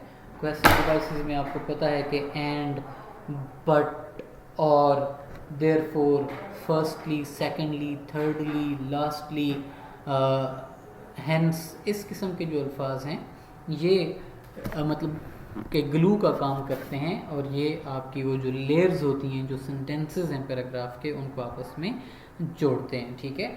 सो it is a matter of fact that coherence in the paragraph is inevitable because it gives beauty and clarity to the writing। तो आपकी जो पैराग्राफ्स हैं उसमें अगर कोहेरेंस होगी तो उससे राइटिंग में ब्यूटी आती है और उससे राइटिंग में क्लैरिटी आती है, ठीक है। humdrum and incoherent sentences selected for a paragraph are like an army of different languages and different cultural backgrounds who have no uniformity and likeness, ठीक है। कि अगर आपने incoherent sentences लिखे हैं तो वो बिल्कुल ऐसे ही है कि मुख्तलिफ ज़बानें बोलने वाली फ़ौज आपने इकट्ठी कर ली है, और जब हमला होगा यानी कि जब राइटर पढ़ेगा तो वो सेंटेंसेस सारे के सारे मतलब कि डिस्पर्स हो जाएंगे, बिखर जाएंगे। वो अपना जो मीनिंग है जो कि उन्होंने कन्वे करना है वो उस मीनिंग को कन्वे नहीं कर पाएंगे। Okay, such type of multicolored army cannot be considered as a one whole unit of organized system। कि इस किस्म की जो मल्टी कलर्ड आर्मी होती है तो उसको आप जो है वो यूनिफाइड उसके तौर पे आप नहीं ले सकते। देखें ना, इब्राहिम लोधी ने जब ज़हीरुद्दीन बाबर का मुकाबला किया तो ज़हीरुद्दीन बाबर के पास तो 10,000 फ़ौजी थे और इब्राहिम लोधी की फ़ौज जो थी वो लाख से ज़्यादा की थी, ठीक है। लेकिन इशू ये था कि इब्राहिम लोधी की जो फ़ौज थी वो उसकी अपनी ज़ाती फ़ौज नहीं थी, बल्कि वो मुख्तलिफ़ राज्यों से जो है उसने सोल्जर्स इकट्ठे किए थे, और हर एक का लड़ने का अंदाज़ मुख्तलिफ था। तो बाबर के 10,000 फ़ौजी जो थे वो वेल ट्रेंड थे, वेल इक्विप्ड थे, और वो एक ही ज़बान बोलने वाले और एक मकसद के लिए लड़ने वाले लोग थे, और उन्होंने मतलब कि 10,000 फ़ौजियों ने 1,00,000 फ़ौजियों को शिकस्त दे दी थी, ठीक है। In this respect, the technical writer attempts to create a natural connection between the sentence based on the importance of the idea from top to bottom. When the intended reader reads a message which is coherent and has flow of information in the natural manner, it satisfies the reader and makes communication successful। कि जब आपका reader एक ऐसा message पढ़ता है कि जिसमें एक नेचुरल फ्लो होता है, जिसमें एक कोहेरेंस है, तो रीडर जो है वो सेटिस्फेक्शन महसूस करता है, उसको मुसर्रत महसूस होती है, उसको खुशी महसूस होती है, और आपकी कम्युनिकेशन जो है वो ऐसे सक्सेसफुली अपना मकसद जो है वो उसको हासिल करने में कामयाब हो जाती है। The next point of this unit is globalization and style. Globalization and style में हम बात करेंगे choice of tone for reader. The tone of the message has basic importance as in the non-verbal communication। कि जो non-verbal communication होती है उसमें भी लहजा जो है, लहजा बहुत ज़्यादा मैटर करता है। तो आपका लहजा जो है वो बहुत ज़्यादा मैटर करता है राइटिंग में भी, ठीक है। A sarcastic smile may have very serious reaction for the audience who without speaking any single word has changed the behavior of the people। कि आप अगर किसी पे तंज़िया मुस्कुराहट करेंगे, तंज़िया तौर पर आप किसी पे स्माइल करेंगे, तो ऑब्वियसली फिर उसके नतीजे में आपने हालांकि कोई एक लफ्ज़ भी नहीं बोला, लेकिन आपने तंज़न किसी पे हंसा है, तो ऑब्वियसली उस बंदे के साथ रिलेशन तो आपका चेंज हो गया ना, ठीक है। लोग रिएक्ट करेंगे, ऑडियंस रिएक्ट करेगी, और आपका एक नेगेटिव वाइब्स जो हैं वो आपके बीच में डेवलप हो जाएंगी। It is said that unspoken words and gestures are very strong in expression than words themselves। In message with negative response or negative encoding especially need a very positive tone for the reader। अगर आप कोई negative message convey करना चाह रहे हैं, it is a negative message, बात negative है, मनफी में है, तो उसके लिए टोन जो है वो पॉजिटिव रखें, ठीक है। मैं अक्सर अपने स्टूडेंट्स को एग्जांपल देता हूँ कि अगर मैं गुस्से से कहूँ get out of my class, एक दफ़ा आपको हफ्ते में क्लास से बाहर निकालूँ या पूरे सेमेस्टर में एक दफ़ा क्लास से बाहर निकालूँ, तो आप उस चीज़ को जो है वो पूरा सेमेस्टर नहीं भूलेंगे। लेकिन अगर मैं यही बात आपसे कहूँ कि would you mind going out of the class, तो आप आराम से क्लास से बाहर भी निकल जाएंगे और आप इस चीज़ को महसूस भी नहीं करेंगे। और मैं चाहे बेशक आपको इसी लहजे में बाहर निकालता रहूँ, हर रोज़ निकालता रहूँ, you will not mind it, क्योंकि लहजा जो है वो बहुत ज़्यादा मैटर करता है। A general principle to select an appropriate tone is to behave always with the positive tone, whether you are in anger or pleasure, कि चाहे आप गुस्से में हों चाहे आप खुशी में हों, तो हमेशा अपना लहजा पॉजिटिव रखें। इसमें आपने जो थे वो कॉनोटेटिव डेनोटेटिव मीनिंग में कुछ चीज़ें आपने पढ़ी थी और आपको पता है कि कौन से वर्ड्स जो हैं वो नेगेटिव टोन नेगेटिव कॉनोटेशन रखते हैं, कौन से वर्ड्स जो हैं वो पॉजिटिव कॉनोटेशन रखते हैं। तो आप ऐसे वर्ड्स का इस्तेमाल करें रिटन मैसेज में जो कि पॉजिटिव कनोटेशन रखते हैं, और वो फिर आपके मैसेज में एक पॉजिटिव किस्म की टोन जो है वो उसको लेकर आएंगे। Sometimes serious tones are required in some cases, particularly when the audience does not bother the request of the speaker or the writer and the image of the writer is at risk, or otherwise in all of the other situations the positive tone is appreciated। कि बाज़ बात ऐसा होता है कि आपको लहजा serious अपनाना पड़ता है ऐसी सिचुएशन में जहाँ पे जो आपकी ऑडियंस है वो आपकी बात को सीरियस नहीं ले रही, ठीक है। लेकिन ओवरऑल या तकरीबन जितनी भी मतलब कि नॉर्मल किस्म की सिचुएशन होती है उसके अंदर आपको ये करना है कि आपने अपना लहजा पॉजिटिव रखना है, आपने सीरियस या नेगेटिव लहजा जो है वो नहीं अपनाना, ठीक है। The point next point regarding of this chapter is ethics and style, के एथिक्स का आपने क्या ख्याल रखना है और स्टाइल आपने कौन सा अपनाना है वाइल राइटिंग अ मैसेज। जी, तो एथिक्स का मतलब होता है अखलाकियात और स्टाइल का मतलब है अंदाज़।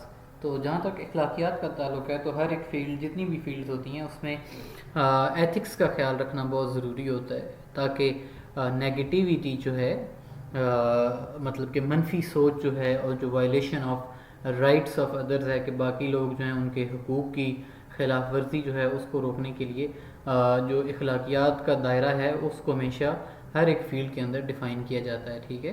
तो ये जो फील्ड है इसके अंदर भी ऑब्वियसली एथिक्स जो है उसका एक अपना रोल है। So in this concern the writer should be polite, तो जहाँ तक राइटिंग की अखलाकियात हैं तो आपको you should be polite, number 1 पे पोलाइटनेस इसका रोल है एथिक्स का। दूसरी चीज़ है you should be honest in providing information, के जो भी आप इन्फॉर्मेशन मुहैया करें। देखें जब कभी भी हम टेक्निकल राइटिंग लिखते हैं तो आपको पता ही है कि ये रिपोर्ट्स होती हैं, मेमोज होते हैं या फिर इसके अंदर बाकी आपने यूज़र मैनुअल हमने लिखना सिखाया तो उसमें हम इंफॉर्मेशन मुहैया करते हैं, ठीक है। तो वी शुड बी ऑनेस्ट कि वो जो इन्फॉर्मेशन होनी चाहिए उसके अंदर it should be honest, fair in dealing with the audience, और जो ऑडियंस हैं उनके साथ आपकी डीलिंग्स जो हैं वो फेयर होनी चाहिए कि आप उनको मतलब कि धोखा ना दें, ठीक है। Keeping in view the variety of writing genres, requirement very from one two the other, मतलब कि मैगज़ीन्स हैं, ठीक है, उसमें डिफरेंट टाइप की इंफॉर्मेशन होती है जो कि हम बाकी मैगज़ीन से कॉपी कर सकते हैं। फॉर एग्ज़ाम्पल आपके सामने मिसाल है जी अखबार की, कि अखबार आपने छापना है, ठीक है। तो अखबार ज़ाहिर है अब एक तो नहीं छपता, एक्सप्रेस भी छपता है, जंग भी छपता है, वक्त भी है, ठीक है, और साफ भी है, बेताशा अखबार हैं, ठीक है। तो अब एक अखबार वाला जब मेहनत करके अखबार बना लेता है तो दूसरा अखबार वाला सिंपली उसकी ही हेडिंग्स को कॉपी कर सकता है, इट इज़ पॉसिबल। लेकिन जो चीज़ हमें ऐसा करने से रोकती है वो एथिक्स है, वो अखलाकियात है जो कि एक राइटर को और एक एडिटर को ये हरकत करने से रोकती है कि तुमने इस चीज़ को कॉपी नहीं करना। अगर आप कॉपी करते हैं तो वो फिर प्लेजरिज्म की फील्ड में आता है। तो आप वही इन्फॉर्मेशन जो है वो मुहैया करें जो कि आपने फील्ड से हासिल की है, जिसको आपने खुद इकट्ठा किया है, और एक्चुअल इन्फॉर्मेशन जो है उसको आपने हाइड नहीं करना बल्कि आपने लोगों के सामने प्रेजेंट करना है, ठीक है। और इसके अलावा यह है कि ऑब्जेक्टिविटी आपके स्टाइल के अंदर होनी चाहिए। The writer should B objective before the start of any kind of writing, कि आप जो है वो सब्जेक्टिविटी यानी कि आपकी ज़ाती पसंद या नापसंद जो है वो इसके अंदर टेक्निकल राइटिंग जो है इसके अंदर रिफ्लेक्ट नहीं होनी चाहिए, बल्कि आपको ऑब्जेक्टिव अप्रोच जो है वो अपनानी है इसमें। जहाँ तक स्टाइल का ताल्लुक है, तो जो भी चीज़ हम लिखने जाते हैं तो उसका एक यूनिवर्सल किस्म का स्टाइल बना होता है। फॉर एग्जांपल लेटर का एक जो है पैटर्न है, ठीक है। तो अब जहाँ पे भी चले जाएं तो उसके 2-3 पैटर्न हैं, उनमें से एक मतलब के पैटर्न जो है उसको यूज़ किया जाता है। ऐसे ही बाकी चीज़ें हैं, मेमोरेंडम हो गया, रिपोर्ट होगी, उनके कुछ जो है वो सेट किस्म के पैटर्न हैं और उन्हीं पैटर्न्स को हर जगह पे फॉलो किया जाता है। तो उसी राइटिंग स्टाइल को आप भी अडॉप्ट करें जो कि यूनिवर्सली एक्सेप्टेड है। इसके अलावा ऑलरेडी इस पे बात भी हो चुकी है, मतलब कि जॉर्गन्स जो होते हैं, इधर उधर की बातें, टेक्निकल किस्म की टर्म्स जो हैं जो कि एक्सक्लूड करती हैं रीडर को, कि उसको उनका मतलब नहीं समझ आ रहा होता, उनको आप जो है वो अवॉइड करें, क्योंकि ये मतलब कि कंफ्यूजिंग है। और इसके अलावा इट इज़ आल्सो अनएथिकल, कि ये अखलाकियात के दायरे से भी बाहर है कि आप ऐसी टर्म्स या ऐसी लैंग्वेज में ख़त लिख रहे हैं कि अगले बंदे को आपकी समझ ही नहीं आ रही, ठीक है। तो ऑब्वियसली जब कभी भी हम कोई चीज़ लिख रहे होते हैं तो उसका मकसद हमारा क्या होता है, कम्युनिकेट करना, अपना आइडिया जो है वो दूसरे बंदे तक पहुंचाना। तो अगर आप डिफ़िकल्ट लैंग्वेज में लिखेंगे तो ऑब्वियसली फिर मुश्किल हो जाएगा। और इन केस के अगर मजबूरन in case if you must use jargonistic terms, अगर आपकी मजबूरी है कि आपने मुश्किल टर्म्स उसके अंदर इंक्लूड करनी है, तो फिर उसके लिए ग्लासरी जो है वो उसको आप इंक्लूड करें कि मुश्किल वर्ड्स जो हैं, जो मुश्किल अल्फाज हैं, उनका मतलब जो है आप उनकी डेफिनेशन वगैरह आप उसी टेक्स्ट के आखिर पे दें, ताकि लोगों को जो है उन चीज़ों को ढूंढना ना पड़े, ठीक है। अच्छा जी, इसके अलावा कुछ और चीज़ें हैं जिनको आपको यूज़ करना है। For example use the active voice के एक्टिव वॉइस सेंटेंसेस का इस्तेमाल करें। Use the subject verb structure, already इस पर बात हो चुकी है कि SVO जो है ढांचा, उसको आपने इस्तेमाल करना है, दूसरे ढांचे को इस्तेमाल नहीं करना। Do not use वीजल words. वीजल words ऐसे होते हैं जो कि डाउट क्रिएट करते हैं, ठीक है। फॉर एग्जांपल आपके सामने वर्ड लिखा है पॉसिबली, कैसा मुमकिन है, मे बी शायद, परहैप्स शायद, तो ये सारे वर्ड्स हैं जो कि रीडर के माइंड में डाउट क्रिएट करते हैं। तो इन वर्ड्स का जो यूज़ है टेक्निकल राइटिंग में आप अवॉइड करें।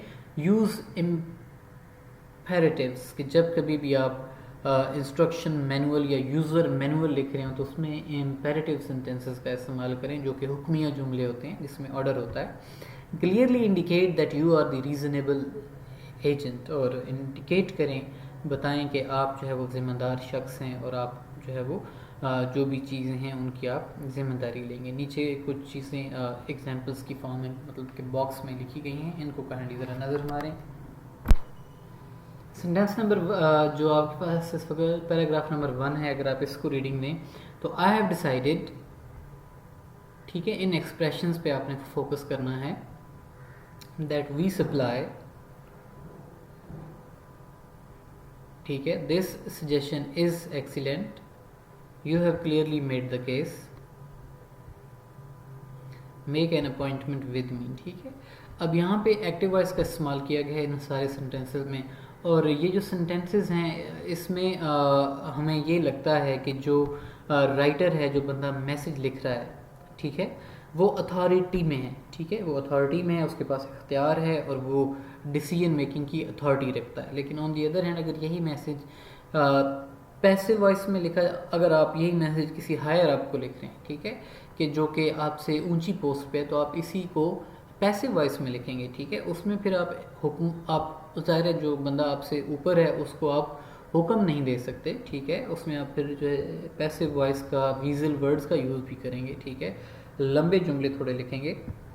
और उसकी एग्जांपल ये होगी, the proposal to implement laptops in our department has not been accepted, the ergonomic benefits of the screens are not seen as offsetting the potential disruption, that will be caused by migration of files to the new machines. The large footprint of docking station has been suggested as possible problem for our employees due to their already restricted desk space. Because of the need for action on computer replacement is necessary, a meeting will be scheduled next week to discuss this. ठीक है, अब ये जो tone है ये थोड़ी सी मतलब कि पोलाइट है, पैसिव में है, और इसी को जो है अगर हम कंपेयर टू दिस फोर्सफुल, अगर आपने थोड़ी सी फोर्स से इसी चीज़ को बताना है, रिजेक्शन को, the steering committee and I reject the laptop proposal, you have not included enough convincing data, morale or workflow, and you have not dealt with workflow disruption and large size of dickering station. Make an appointment to me if necessary. ठीक है, तो again authoritative किस्म की tone है, तो हमें पता चल रहा है कि ये ऊपर से यानी कि कोई हायर अप बंदा जो है वो अपने सबऑर्डिनेट को लेटर लिख रहा है। ठीक है, और जो ये आपको मिडिल में यानी कि ऊपर वाला पैराग्राफ जो है, इट सीम्स के किसी लोअर बंदे ने ऊपर को लिखा है। ठीक है, the personal tone implies that the reader and the writer are equal, कि वो जो पर्सनल टोन है कि आई मैंने रिजेक्ट किया है और ये, तो इसका मतलब ये है कि रीडर और राइटर जो है वो इक्वल अथॉरिटी रखते हैं। या फिर it is appropriate to use when you want to express respect for the reader to make style personal, use active voice. ठीक है, वही बातें हैं, दोबारा मज़ीद एग्जांपल्स हैं टोन की, इसको आप please give it a reading in your free time. ठीक है, जो आई जहाँ पे यूज़ होता है, ठीक है, जहाँ पे आप नाम यूज़ करते हैं उसको हम कहते हैं पर्सनल टोन। ठीक है, वहाँ पे आप जो है वो ज़ाती जो आपका एक रिलेशन है या जो एक मतलब कि हम पल्ला लोग होते हैं, बराबरी है जहाँ पे, वहाँ पे यूज़ होता है। तो इम्पर्सनल, इसकी जो अपोजिट होती है वो होती है impersonal tone. Impersonal tone implies that the writer is not important और that the situation is neutral. Impersonal tone का मतलब ये कि जो लिखने वाला है उसकी अहमियत मतलब के कम है और जो मैसेज है वो अहमियत ज़्यादा रखता है। Use this tone when you want to downplay personalities in this situation to make the tone impersonal. Do not use names specially first names, कि जब आप इम्पर्सनल होना चाहें यानी कि ऑब्जेक्टिव होना चाहें तो उसमें आपने नाम का इस्तेमाल नहीं करना। Do not use personal pronoun के आई वी, इसको आपने यूज़ नहीं करना। यूज़ द पैसिव वॉइस के पैसिव वॉइस सेंटेंसेस का इस्तेमाल करें और यूज़ लॉन्गर सेंटेंसेस। एग्जाम्पल नीचे लिखी है, ठीक है, ऊपर भी हमने एग्जाम्पल पढ़ ली इसकी। ठीक है, तो दो टोन्स होती हैं, personal tone and impersonal tone. इसके बाद वर्कशीट है, वर्कशीट फॉर स्टाइल,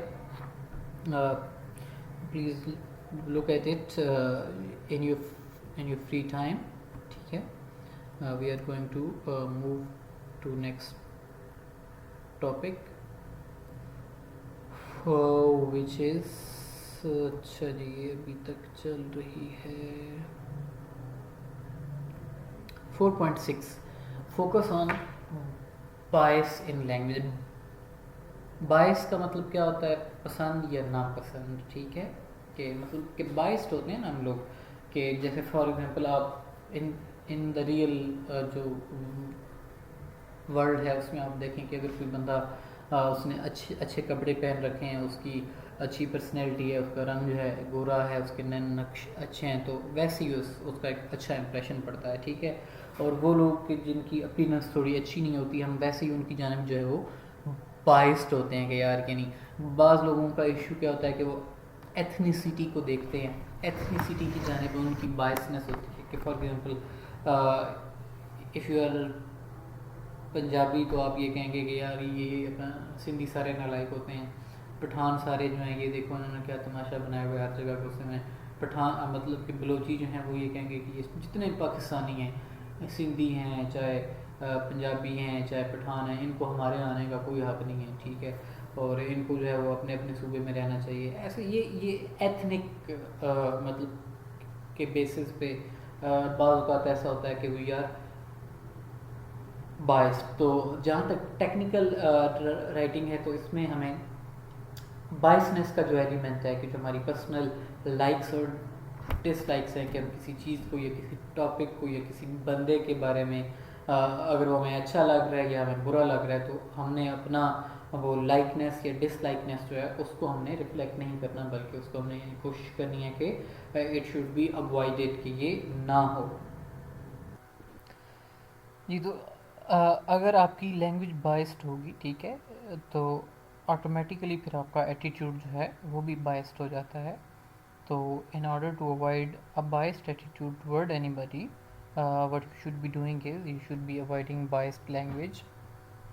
जो अमेरिकन साइकोलॉजिकल एसोसिएशन, जिसको हम APA कहते हैं, जिसके रूल्स एंड रेगुलेशंस को हम फॉलो करते हैं while writing any document, research document, तो उसका ये जो मतलब कि लैंग्वेज बाइस है उसके बारे में उनका ये कहना है that the most basic rule focuses on exclusion, कि जब लैंग्वेज किसी एक ग्रुप को, किसी एक इंडिविजुअल को या किसी एक पार्टी को एक्सक्लूड करने के लिए, यानी कि निकालने के लिए इस्तेमाल होती है, ठीक है, ना कि उनके बारे में वो बात नहीं करती, उनको वो इग्नोर करता है डॉक्यूमेंट, तो इट मीन्स कि आपकी लैंग्वेज जो है वो बाइस्ड है, ठीक है।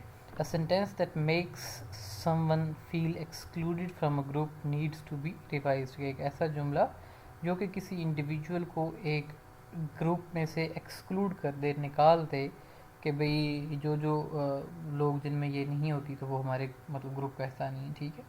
तो इस किस्म के सेंटेंसेस को इंक्लूड नहीं करना चाहिए,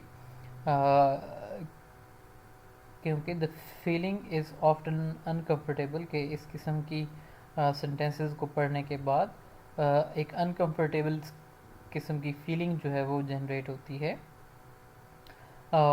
रीडर के अंदर, ठीक है।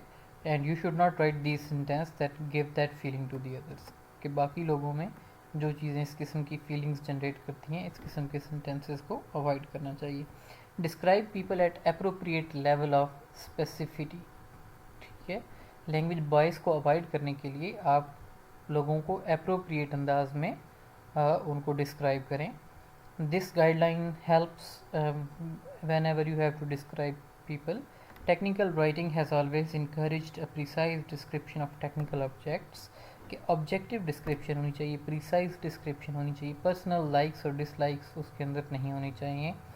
You should apply the same principle to the people who use and are affected by those objects.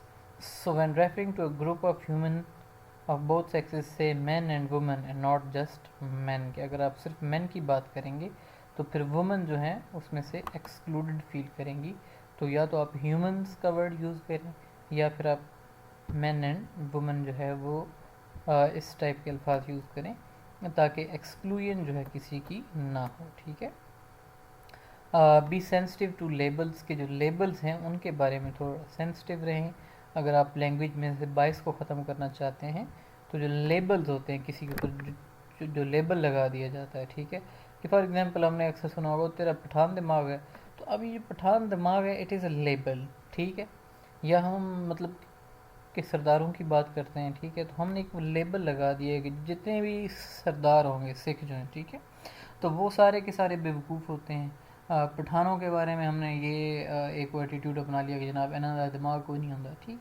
तो ये सब मतलब के बाइसेस हैं, लैंग्वेज की बाइसेस हैं, लोगों की बाइसेस हैं, ठीक है। तो इस किस्म के जो लेबल्स हैं, जब किसी के ऊपर एक लेबल लगा दिया जाता है, उस लेबल को आप अवॉइड करें। Call people what they want to be called, however be aware that these preferences change over time, ठीक है, कि लोगों को उस नाम से या उस चीज़ से पुकारें जिस चीज़ से वो पुकारा जाना चाहते हैं, ठीक है। और ये जो लोगों की चॉइस है ये भी with the passage of the time change होती रहती है। In the 1960s one segment of American population prefer to be called black, ठीक है, जो स्याह फार्म अमरीकी हैं 60 की दुआई में वो प्रेफर करते थे कि उनको जो है वो ब्लैक कहा जाए, ठीक है। But in 90s the preference change to African American, के लेकिन 90 की दहाई में किसी को ब्लैक का कहना जो है वो अब वहाँ पे मायूब समझा जाता है, ये 90 की दहाई के बाद, और अब वो अपने आप को अफ्रीकन अमेरिकन जो है कहलवाना ज़्यादा पसंद करते हैं। Basically do not right about people as if they were objects, the complainers, the strikers. Instead, to put one person first, people who complain, people who are striking. ठीक है, तो मतलब कि आप किसी के ऊपर लेबल ना लगाएं कि जैसे ये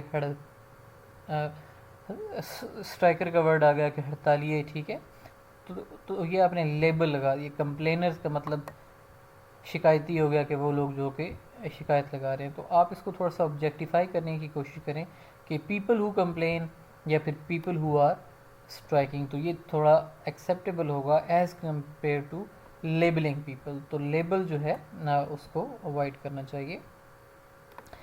इसके बाद है जी टू एक्नॉलेज पार्टिसिपेशन, कि जो लोगों की पार्टिसिपेशन है उसको आप एक्नॉलेज करें, उससे इनकार ना करें बल्कि उसको एक्नॉलेज करें, मानें कि लोगों ने जो भी कंट्रीब्यूशंस की हैं उनको आप अप्रिशिएट करें। इसके अलावा एक्नॉलेजिंग पार्टिसिपेशन मीन्स कि अगर आपने किसी को कोई टास्क असाइन किया है तो आप जो है वो उनकी एक्टिव पार्टिसिपेशन को by using active voice sentences जो है वो एक्नॉलेज करें। नीचे एग्जांपल लिखी है, the secretaries completed the survey, and do not use the passive voice in such situation like the secretaries were given the survey। ठीक है, फॉर एग्जांपल टीचर्स के हवाले से अगर आप इसकी एग्जांपल लेना चाहें तो आप ये सब ऐसे कह सकते हैं कि the teacher engage the class. ठीक है, not that a class was given to mister so and so to engage. ठीक है, ऐसे नहीं, बल्कि आप इसको एक्टिव वॉइस में यूज़ करें। ठीक है, then the next point regarding avoiding bias in languages to avoid ambiguity in sex identities and sex roles। इसमें मतलब कि वही बात दोबारा आ गई कि मैस्कुलिन एंड फेमिनिन ज़ाहिर दो जेंडर होते हैं। ठीक है, तो अननेसेसरी आइडेंटिफिकेशन जो है जेंडर की उससे आप जो है वो अवॉइड करें। This guideline deals with the widespread use of masculine words, especially he, when referring to all the people. This usage has been changed for some time but still cause much discussion and controversy. The basic rule is to be specific. If the referent is a word is male, then use he. If female, then use she. If generic, then use he or she, or more informally they। ठीक है, कि अगर mixed group है, इसमें mail और female दोनों हैं, तो आप जो है वो मिक्स्ड प्रोनाउन यानी कि दे का इस्तेमाल करें या फिर ही स्लैश सी या ही और शी जो है उसको आप यूज़ करें। जी, next point regarding removal of bias from languages to use the preferred designations of racial groups. कि जो रेशियल ग्रुप्स हैं हमारे यहाँ, तो खैर ये रेस का इतना मसला नहीं होता नस्ल का, लेकिन पर्टिकुलरली अमेरिका में जो है, जो अफ्रीकन अमेरिकन हैं, जो एशियन अमेरिकन हैं या जो मिडल ईस्टर्न अमेरिकन हैं, वो इस मामले में काफ़ी ज़्यादा सेंसिटिव होते हैं। तो call them what they want to be called, कि जो चीज़ उनको पसंद है आप उसी टाइटल से उनको बुलाएं। Do not use language that equates a person with his or her condition. के लेट्स सपोज कि समबडी इज़ लेम, कि वो लंगड़ा है या कुछ और उसका फिज़िकल इशू है, तो डोंट कॉल दैट पर्सन लेम। ठीक है, let's suppose somebody is blind, जैसे हम कह देते हैं ओए अन्या, ठीक है, या ओए अंधे इधर आओ। तो दीज पर्टिकुलर जो वर्ड्स हैं कि जो किसी बंदे को उसकी डिसेबिलिटी के साथ इक्वेट कर रहे हैं। ठीक है, these sorts of words they should not be used, क्योंकि ये सॉर्ट ऑफ नेगेटिव फीलिंग जो है, जो आपका रीडर है या जो लिसनर है या जिसके बारे में बात हो रही है उसमें क्रिएट करते हैं। The last point is choose specific age designations. के एज के हवाले से बात करें लोगों के साथ कि अप टू 18 ईयर्स की जो एज है वो मतलब कि बॉयज़ एंड गर्ल्स में आता है, एंड अबव 18 कि if somebody is above 18 तो they you can call them man and woman। ठीक है, तो that is end of unit number 4। now we are moving on to unit number 5। ठीक है, and unit number 5 is concern with researching. Research का मतलब क्या होता है? तहकीक करना, ढूंढना, चीज़ों को ढूंढना, ढूंढ के मटेरियल इकट्ठा करना और उसको और लिखना। ऑब्वियसली टेक्निकल जो राइटिंग है उसमें रिसर्च का काफ़ी ज़्यादा रोल है, रिसर्च काफ़ी ज़्यादा इन्वॉल्व होती है, ठीक है। तो इस यूनिट में आपको रिसर्च के हवाले से बताया जाएगा कि व्हाट इज़ रिसर्च, रिसर्च का मकसद क्या होता है, what is questioning, what are basic skills of questioning, जो कि रिसर्च का बेसिक टूल है क्वेश्चन पूछना। Then we will be talking about how to collect information from people, कि लोगों से इन्फॉर्मेशन कैसे इकट्ठी की जाए। कलेक्टिंग पब्लिश्ड इन्फॉर्मेशन, कि अगर कोई इन्फॉर्मेशन किसी ने पब्लिश की है तो उसको कैसे इकट्ठा किया जाए। 5.5 will be ethics in research, के बाद what are the ethics that are involved in research। Okay जी, 5.1 द पर्पस ऑफ रिसर्च, ठीक है जी।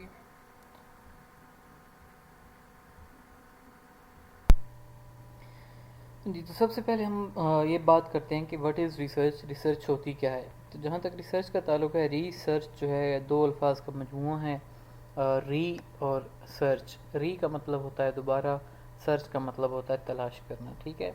तो जब हम रिसर्च करते हैं तो रिसर्च में एसेंशली ये नहीं होता कि हम किसी नई इन्फॉर्मेशन या हम किसी नई चीज़ की तलाश में होते हैं, ठीक है। जब हम रिसर्च करते हैं तो रिसर्च का मकसद ये होता है कि जो एग्जिस्टिंग डेटा हमारे पास मौजूद है, जो चीज़ें ऑलरेडी मौजूद हैं, उनको देख कर या उनका तज्ज़िया करके उसमें से नई चीज़ निकालना, ठीक है। तो जो फर्स्ट हेडिंग है आपके इसकी यूनिट की 5 की, वो है द पर्पज़ ऑफ रिसर्च, के रिसर्च का मकसद क्या होता है। तो इसको हम बड़ी डिटेल में देखेंगे। The purpose of research is to find out about a particular subject that has significance for you। कि रिसर्च का मकसद ये होता है कि आप एक ऐसे मजमून के बारे में ज़्यादा गहराई में चीज़ों को जानने की कोशिश करते हो, चीज़ों के बारे में तहकीक करने की कोशिश करते हो। एक ऐसा मजमून कि जिसमें आपकी दिलचस्पी है, जिसमें आपको इंटरेस्ट है, या फिर जो कि आपकी मतलब कि जॉब से रिलेटेड आपकी फील्ड है ना, ठीक है। तो उसमें आप जो है उस मजमून की गहराई तक पहुंचते हो, या उसमें से एक फील्ड आप सेलेक्ट करते हो और उस पर आप रिसर्च करते हो, तहकीक करते हो। ये सब्जेक्ट जो है रिसर्च का, it can be broad and general. General भी सब्जेक्ट हो सकता है, वसी नेचर का हो सकता है। सच एज आगे एग्जांपल्स लिखी हुई हैं, रिसाइकलिंग प्लास्टिक, ये भी आपका टॉपिक ऑफ रिसर्च हो सकता है। Narrow and specifics such as purchasing a new photocopier for your office। देखिए ना, हम हमेशा अपनी लाइफ में जब भी हम कोई इकदाम उठाने लगते हैं, या जो भी हम कोई नया प्रोजेक्ट का आगाज़ करते हैं, जब हम कोई चीज़ नई ख़रीदने जाते हैं, तो हम हमेशा रिसर्च करते हैं। कैसे रिसर्च करते हैं? लेट्स सपोज कि आपने मोबाइल लेना है, तो आप देखते हो यार तुम्हारे पास कौन सी कंपनी का मोबाइल है। आप कहते हैं यार मेरे पास जो है वो हवावे का मोबाइल है। तो आप ये कहते हैं हवावे कैसा चल रहा है? आप कहते हैं अच्छा चल रहा था, लेकिन अब ये है कि वो गूगल ने पाबंदी लगा दी है, तो अब जो है वो अपडेट्स इस पर नहीं आती ज़्यादा। फिर आप फ़ौरन फैसला कर लेते हो कि यार हवावे तो नहीं लेना। उसके बाद आप मज़ीद आगे जाते हो, आप देखते हो हाँ जी, मतलब किसी और दोस्त से आप पूछते हो, तीसरे दोस्त से पूछते हो, चौथे दोस्त से पूछते हो। तो ऐसे तहकीक करने के बाद जिस चीज़ का रिव्यू सबसे अच्छा आता है, उस बेस पे आप जो है वो अपनी चीज़ ख़रीदते हो। तो रिसर्च जो है ये हमारी रोज़मर्रा की जो ज़िंदगी है, एवरीडे लाइफ जो है उसका हिस्सा है। जिस भी टॉपिक पे आप रिसर्च मतलब कर रहे होते हैं, वो टॉपिक अहमियत का हामिल होता है आपके लिए और आपकी कम्युनिटी के लिए। कम्युनिटी से मुराद आपकी फैमिली हो सकती है, आपका मुल्क हो सकता है, या फिर आपके ऑफिस के लोग हो सकते हैं, ठीक है। डिपेंड करता है कि आप किस टॉपिक पे रिसर्च कर रहे हैं, उसी हिसाब से कम्युनिटी जो है उसकी डेफिनेशन चेंज हो जाएगी, ठीक है। तो इन केस कि अगर आप रिसाइकलिंग ऑफ प्लास्टिक पे कर रहे हैं तहकीक, तो उस पर आपका टॉपिक ये हो सकता है कि अगर हम रिसाइकिल करें प्लास्टिक को, तो will it be profitable for the company और will it not be profitable. Will that new photocopier make the office run smoothly, कि अगर हम नया फोटोकॉपियर लें तो उससे क्या हमारे जो ऑफिस है उसके मामला ज़्यादा स्मूथ हो जाएंगे, या उसमें मसाइल जैसे हैं वो वैसे ही बरकरार रहेंगे, ठीक है। तो रिसर्च का जो मकसद है एक मतलब कि जनरल इशू होता है, जो जनरल इसका मकसद है वो होता है टू सॉल्व और टू एलिमिनेट द प्रॉब्लम, कि किसी मसले को हल करना या किसी मसले को जड़ से ख़त्म कर देना। ठीक है, रिसर्च का मकसद क्या होता है, किसी मसले को हल करना या फिर किसी मसले को जड़ से ख़त्म कर देना। तो इसमें मतलब कि क्वेश्चन है कि why does the photocopier break down, के फोटोकॉपियर जो हैं क्यों ख़राब होते हैं, और to answer a question what differences are there in photocopy technologies. Different technologies हैं, ठीक है, लेज़र जेट है, इंक जेट है, तो कौन सी टेक्नोलॉजी जो है वो बेटर है। ठीक है, तो दो स्ट्रेटजीज़ यहाँ पे जो हैं वो रिसर्च के लिए अपनाई जा सकती हैं। नंबर 1 पे आप you can talk to people, जैसे मैंने एग्जांपल दी कि आप जब भी मोबाइल ख़रीदते हैं तो आप जो है वो बात करते हो। नंबर 1 पे टॉक टू पीपल, और दूसरी कौन सी है, researching through the printed information. ठीक है, कि जो चीज़ें छपी होती हैं, किताब में छपी हैं फॉर एग्जांपल, या फोटोकॉपीज़ के ऊपर कोई मैगज़ीन है, आप उस मैगज़ीन की हेल्प ले लेते हो, या कोई और कोई इसके ऊपर किसी ने किताब लिखी है फोटोकॉपीज़ के ऊपर, प्रिंटर्स के ऊपर, आप उसकी हेल्प ले लेते हो।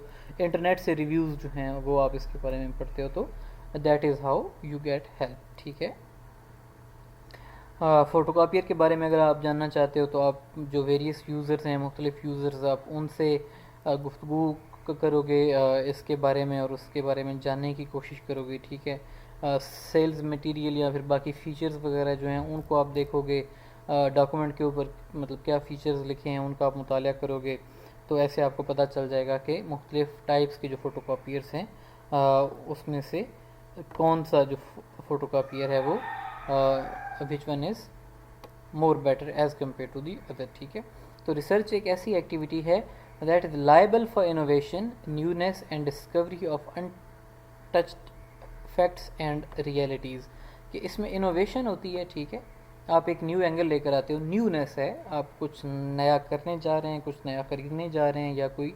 मतलब कि कोई एग्जिस्टिंग इशू है, कोई एग्जिस्टिंग मसला है, उसका आप हल ढूंढने जा रहे हैं। ठीक है, और ऐसे फैक्ट्स को आप ढूंढते हो जो कि अनटच्ड होते हैं। ठीक है, दे आर देयर, वो वहाँ पे मौजूद होते हैं, लेकिन उनको इस एंगल से कभी देखा नहीं गया। फॉर एग्ज़ाम्पल अगर हम बात करें जनाब के ग्रेविटी कैसे डिस्कवर हुई, तो ये तो नहीं था कि ग्रेविटी एग्जिस्ट नहीं कर रही थी, ग्रेविटी ऑलरेडी मौजूद थी। ठीक है ना, जब से ज़मीन बनाई गई है तो उस वक्त से ज़ाहिर ज़मीन पे ग्रेविटी तो थी, बस ये था कि न्यूटन ने उसको ऑब्ज़र्व किया कि मैं जनाब एप्पल फेंक रहा हूँ ऊपर और एप्पल वापस मुड़ कर आ रहा है, how is it that possible. उसने थोड़ा सा सोचा और वो उस अपने फैक्ट को सामने लेकर आया, और वो एक जो है वो रिसर्च बन गई, एक रिसर्च की डिस्कवरी बन गई कि जनाब देखें ये मतलब ग्रेविटी है, और उसके बाद फिर आगे ग्रेविटी पे कितना ज़्यादा काम हुआ वो तो आप ज़रा इमेजिन करें कि एक आइडिया से, जो एक छोटा सा आइडिया था, उसने कितनी ज़्यादा तहकीक जो है उसको जन्म दिया, कि उसी मतलब ग्रेविटी के ऊपर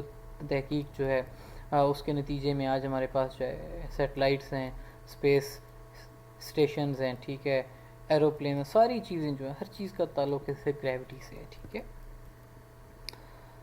ओके जी, there is no such reality that is legitimate और fix one, there are certain aspects of reality और ट्रूथ।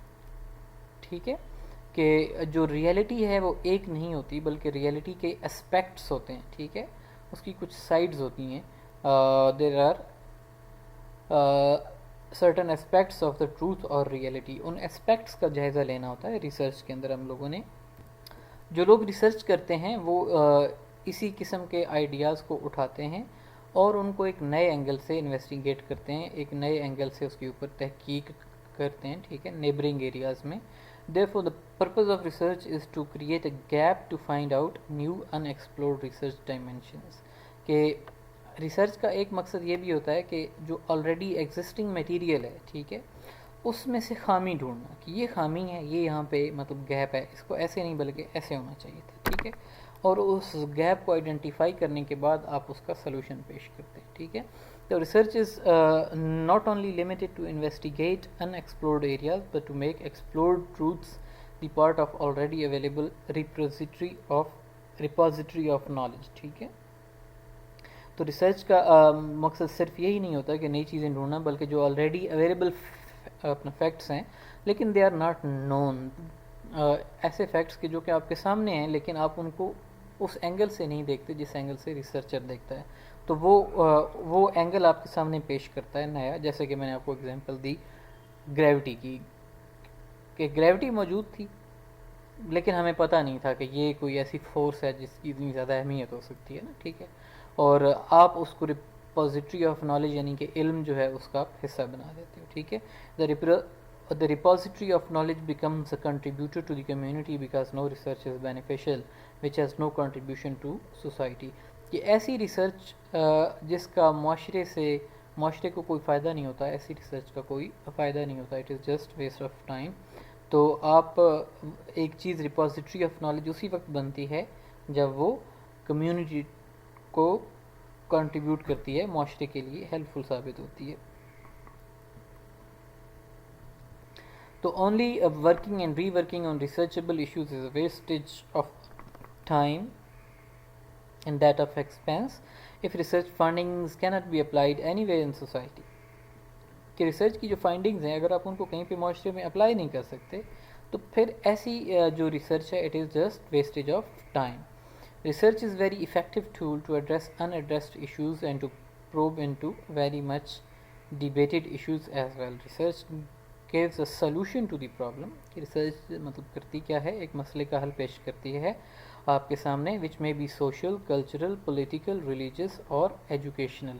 और ये मसला जो है डिफरेंट नेचर्स का हो सकता है। ये मसला सोशल हो सकता है, कल्चरल हो सकता है, पॉलिटिकल हो सकता है, रिलीजियस हो सकता है, एजुकेशनल हो सकता है, साइंटिफिक हो सकता है, साइकोलॉजिकल हो सकता है, मेडिकल हो सकता है, ठीक है। डिफरेंट बेतहाशा हर फील्ड में रिसर्च जो है उसके मौके मौजूद हैं। Without research, the debates on issues may be chit-chat. It will not be useful or applicable in the problem area। कि अगर आप जो वो रिसर्च का एक जो पैटर्न होता है, ठीक है, कि सबसे पहले ऑब्जर्वेशन आती है, आप ऑब्जर्व करते हो कि यहाँ पे कोई मसला है। ऑब्जर्वेशन के बाद आप एक हाइपोथेसिस बनाते हो, हाइपोथेसिस के बाद आप उस हाइपोथेसिस को टेस्ट करते हो बाय एक्सपेरिमेंट, और एक्सपेरिमेंट करने के बाद जो रिजल्ट्स आते हैं उनको रीटेस्ट किया जाता है और उसके बाद वो थ्योरी बन जाती है। कि अगर आप रिसर्च के बगैर, रिसर्च के रूल्स एंड रेगुलेशंस को फॉलो किए बगैर किसी इशू पे डिबेट करते हैं, गुफ्तगू करते हैं, बात करते हैं, तो वो चिट चैट कहलाएगी कि वो सिर्फ गुफ्तगू है, ठीक है।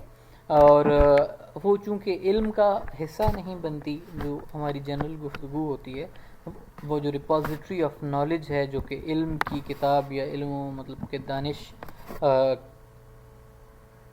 की जो फील्ड है वो उसका चूँकि हिस्सा नहीं बनती, तो दैट इज़ वाई इस चीज़ को कहीं पर जो हमारी रोज़मर्रा की गुफ्तगू है किसी मसले पे, जो हमारी रोज़मर्रा की बहस है किसी मसले पे, उसको कहीं पर अप्लाई नहीं किया जा सकता, ठीक है।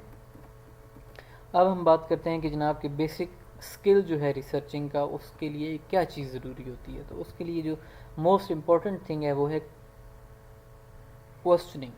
कि आपने सवाल उठाने हैं, आपने सवालात उठाने हैं, आपने क्वेश्चंस करने हैं। और ये जो क्वेश्चंस हैं डिफरेंट चीज़ों के बारे में, यही तो नॉलेज को जनरेट करते हैं। कि जब तक आप किसी चीज़ के बारे में क्वेश्चन नहीं उठाएंगे, अगर ये न्यूटन क्वेश्चन ना उठाता कि यार ये सेब नीचे क्यों गिर रहा है, ये ऊपर जब मैं फेंक रहा हूँ तो ऊपर क्यों नहीं जाता चाह रहा, ठीक है, तो ऑब्वियसली अगर वो क्वेश्चन ना करता तो ये ग्रेविटी का नॉलेज जनरेट ना होता। लेकिन ये नॉलेज हमारे पास सिर्फ इस वजह से है because he raised a question. उसने लोगों से क्वेश्चन नहीं किया बल्कि उसने अपने आप से क्वेश्चन किया, ही आस्क्ड हिमसेल्फ। तो मतलब questioning in any form, whether you asking yourself or you asking other people, it is the basic skill of researching। कि जब कभी भी आपने मोबाइल लेना होता है, मोबाइल की मैंने आपको ऑलरेडी एग्जांपल दी, तो यार तेरे पास कौन सा मोबाइल, कौन सी कंपनी का, कैसा चल रहा है, कैमरा कैसा है इसका, ठीक है। अब ये सारी चीज़ें ये क्या है, क्वेश्चनिंग है। हम इसको डेली लाइफ में अप्लाई करते हैं, हम डेली लाइफ में रिसर्च कर रहे हैं, but we do not know that we are researching, ठीक है। तो रिसर्च एक ऐसी चीज़ जिससे आप ऑलरेडी अच्छी तरीके से वाकिफ़ हैं, आप ऑलरेडी इस चीज़ को एम्प्लॉय करते हो अपनी डेली लाइफ में प्रैक्टिकली। बट इसके कुछ रूल्स एंड रेगुलेशंस हैं, वो जो है वो ऑब्वियसली इस चैप्टर के अंदर काफ़ी हद तक डिस्कस किए जाएंगे। तो क्वेश्चनिंग जो है बेटा वो बुनियादी स्किल है रिसर्चिंग का, चाहे आप किसी भी फील्ड में रिसर्च करने जा रहे हो तो questioning is the basic skill of researching. और क्वेश्चनिंग जो होती है it is based on research objectives, कि आप उस हवाले से क्वेश्चन करते हो जो आपके आपके ऑब्जेक्टिव्स होते हैं, जो कि आपके मकासद होते हैं। फॉर एग्जांपल अगर आप किसी चीज़ की जो एक्चुअल प्राइस है उसके बारे में इन्वेस्टिगेट कर रहे हैं, ठीक है, तो आप उसके ओरिजिन पे क्वेश्चन नहीं करोगे, आप उसकी कंपोजिशन पे क्वेश्चन नहीं करोगे, बल्कि आप उसकी प्राइस जो है प्राइस मैकेनिज्म उससे रिलेटेड आप जो है वो अपने क्वेश्चन करोगे, ठीक है। तो the researchers first formulate research objectives which their topic और इशू गाइड्स देम टू, ठीक है। तो सबसे पहले रिसर्च में जो सबसे अहम चीज़ होती है वो होती है रिसर्च के ऑब्जेक्टिव्स के। जो सबसे पहला स्टेप है रिसर्च का, चाहे वो कोई भी फील्ड हो, उसमें होता है कि आप अपने ऑब्जेक्टिव्स सेट करते हो कि आप जो रिसर्च अंडरटेक करने जा रहे हैं उसके मकासद क्या हैं, आप उससे हासिल क्या करना चाहते हैं, ठीक है। Without writing the objectives one cannot make study focused one two achieve better results. अगर आपके पास रिसर्च के ऑब्जेक्टिव्स नहीं हैं, if you do not have the objectives of the research, तो फिर आप अपनी तहकीक को, आप अपनी रिसर्च को एक जगह पे फोकस नहीं कर सकेंगे, ठीक है। आप जो है वो हैफ हैज़र्ड होकर कभी इधर भटकते रहेंगे, कभी उधर भटकते रहेंगे, ठीक है। तो एक जो ऑब्जेक्टिव्स हैं वो आपकी लाइन को सेट कर देते हैं, and you know that which way I will have to proceed. Research questions have a direct and indirect link with the research objectives। कि research questions जो होते हैं वो directly भी और indirectly भी objectives के साथ interlinked होते हैं, as mentioned earlier, with topic or issue, and based on questions theoretical and analytical models and methods are chosen। कि जो आपके रिसर्च के मतलब क्वेश्चंस हैं उसकी बेस पे आप अपनी जो तहकीक है उसका मेथड और उसका मॉडल जो है उसको आप सिलेक्ट करते हो। रिसर्च के डिफरेंट मेथड्स हैं, इसकी डिफरेंट टाइप्स हैं, और हर एक टाइप जो है उसके हवाले से डिफरेंट मेथड जो हैं उनको चूज़ किया जाता है। फॉर एग्जांपल एक होती है एक्सपेरिमेंटल रिसर्च, ठीक है। एक्सपेरिमेंटल रिसर्च में आप किसी लेबॉर्ट्री में बैठ के जो है वो एक्सपेरिमेंट करते हैं। तो अगर आपकी फील्ड मतलब कि सोशियोलॉजी है, या अगर आपकी फील्ड बिज़नेस मैनेजमेंट है, या अगर आपकी फील्ड जो है लिटरेचर है, तो उसमें तो लैब में एक्सपेरिमेंट नहीं किए जा सकते ना, ठीक है। तो इनके हवाले से डिफरेंट नेचर की रिसर्च होती है। अब एक जो है वो लोगों से अगर आपने कोई उनकी राय जाननी है तो राय जानना भी तहकीक है। फॉर एग्जांपल इसकी बेहतरीन मिसाल ये है कि whenever elections are held, जब कभी भी इलेक्शन होते हैं तो आपके सामने जो है वो सर्वे पेश किए जाते हैं कि हमने फ़लाँ शहर में इतने लोगों का सर्वे किया, उसमें से इतने % लोगों की ओपिनियन ये है कि हम फ़लाँ पार्टी को वोट देंगे, इतने % की ओपिनियन ये है कि हम फ़लाँ पार्टी को वोट देंगे, ठीक है। तो ये भी रिसर्च की एक टाइप है, ठीक, इसको हम सर्वे कहते हैं। फिर इंटरव्यूज़ आ जाते हैं लोगों के, इंटरव्यू जो है वो भी रिसर्च की टाइप्स हैं, ठीक है। ऑब्जर्वेशन भी रिसर्च की टाइप्स है में से एक है, ठीक है, कि आप ऑब्जर्वेशन करते हो और आप उसको फिर अपनी चीज़ों को नोट डाउन करते रहते हो, ठीक है। क्वालिटेटिव रिसर्च होती है, क्वांटिटेटिव रिसर्च होती है। क्वांटिटेटिव रिसर्च के जो रिज़ल्ट्स हैं वो नंबर्स की सूरत में हमारे सामने आते हैं। क्वालिटेटिव रिसर्च जो होती है उसके रिज़ल्ट्स हमारे पास नंबर की सूरत में नहीं बल्कि डिस्कशन की सूरत में, जिसमें इंटरव्यू हो गया, आपने किसी का इंटरव्यू लिया है तो उसमें से सीधा सीधा बातें जो हैं वो आप अपनी प्रेजेंट करते हो। So it is inevitable for researcher to learn this basic skill and apply it in his or her research study. तो रिसर्च क्वेश्चंस को सीखना कि रिसर्च क्वेश्चंस कैसे फार्मूलेट किए जाते हैं, रिसर्च क्वेश्चंस होते क्या हैं, ठीक है, ये हर एक रिसर्चर के लिए लाजमी है, एक ज़रूरी है, सबसे अहम स्किल है the research questions. Formulating a research question, 3 criteria for a फिलिपॉट एजुकेशन के मतलब कि रिसर्च क्वेश्चंस जो हैं फार्मूलेट करने के 3 डिफरेंट क्राइटेरियाज हैं, ठीक है, जो कि आपको यहाँ पर उनके बारे में बताया जाएगा, ठीक है। हाउ टू डिस्कवर क्वेश्चंस, कि हम रिसर्च क्वेश्चंस कैसे मतलब कि तलाश करें। ज़ाहिर है जब तक रिसर्च क्वेश्चंस नहीं होंगे तो आप रिसर्च नहीं कर सकते ना। तो in order to carry out research you need to have research questions. So question discovery is an art that comes with more reading and more practicing and more knowing, ठीक है। तो रिसर्च क्वेश्चन जो हैं उनकी discovery के मैं किस चीज़ पे रिसर्च करूं, ये एक आर्ट है, और ये आर्ट उस वक्त आता है जब आप ज़्यादा से ज़्यादा रीडिंग करते हो, ज़्यादा से ज़्यादा रिसर्च की प्रैक्टिस करते हो, और जब आपके पास इल्म ज़्यादा होता है, ठीक है, कि आप चीज़ों को जानते हो, आप चीज़ों को समझते हो।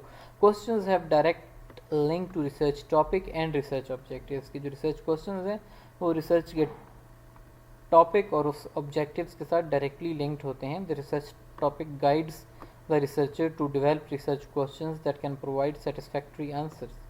रिसर्च टॉपिक जो है आपका, वो आपको गाइड करता है कि आपने कौन कौन से क्वेश्चंस जो हैं वो बनाने हैं, और ऐसे क्वेश्चंस के जिनके सेटिस्फैक्ट्री आंसर, यानी कि ऐसे आंसर आपके सामने आए कि जिनके ऊपर गुफ्तगू हो सके, जिनके ऊपर मतलब कि जो कि मानी खेज़ किस्म के जवाबात हों। More research questions are based on research objectives. Already बात हो चुकी है कि रिसर्च के जो क्वेश्चंस होते हैं वो रिसर्च ऑब्जेक्टिव्स के ऊपर बेस्ड करते हैं, ठीक है। जितने ऑब्जेक्टिव्स होंगे उतने रिसर्च क्वेश्चंस होंगे। So the researcher should discover research objectives first and then formulate research questions. के first of all you need to discover the objectives first and then formulate the research questions. उसके बाद आप research questions बनाएं। Research questions are supposed and proposed statements constituted with the help of questioning words। के research question जो होते हैं उनका आगाज़ भी अपने क्वेश्चन वर्ड से होता है, जिसमें what, when, why, how, where आ जाते हैं, ठीक है। When the aims and the objectives are clear in the mind of researcher, वही बात आ गई, ठीक है, कि before you start writing anything आपके जहन में आइडिया क्लियर होना चाहिए, ठीक है।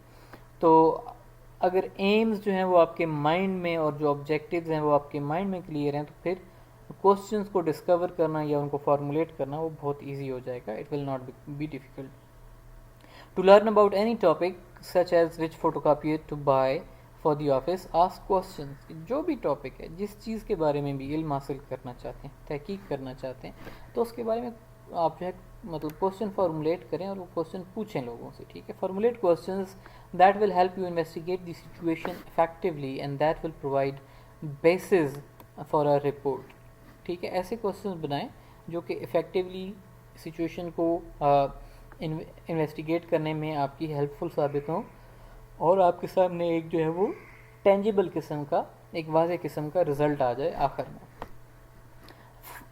For instance, the question in which ways does staff use photocopier will not only produce important debate but will also be the basis for a section on usage pattern in the report, ठीक है, कि भाई photocopier का इस्तेमाल कैसे किया जाता है, ठीक है, हमारे ऑफिस में। तो ये क्वेश्चन जो है बहुत अहमियत का हामिल है। Several strategies for discovering helpful questions are to ask basic questions, ask questions about significance, consult the right source and interact flexibly। जी, तो सबसे पहले जो स्ट्रेटजी है about formulating research questions, it is to ask the basic questions, के जो basic questions हैं आपके टॉपिक के हवाले से, वो बेसिक क्वेश्चंस आप पूछें। उसके बाद आस्क क्वेश्चंस अबाउट सिग्निफिकेंस, के जो आपका रिसर्च टॉपिक है या जो आपकी फील्ड है जिसमें आप तहकीक करने जा रहे हैं, जिसमें आप रिसर्च करने जा रहे हैं, उसकी सिग्निफिकेंस के बारे में जानने की कोशिश करें कि इसकी फील्ड की जो अहमियत है वो अहमियत क्या है।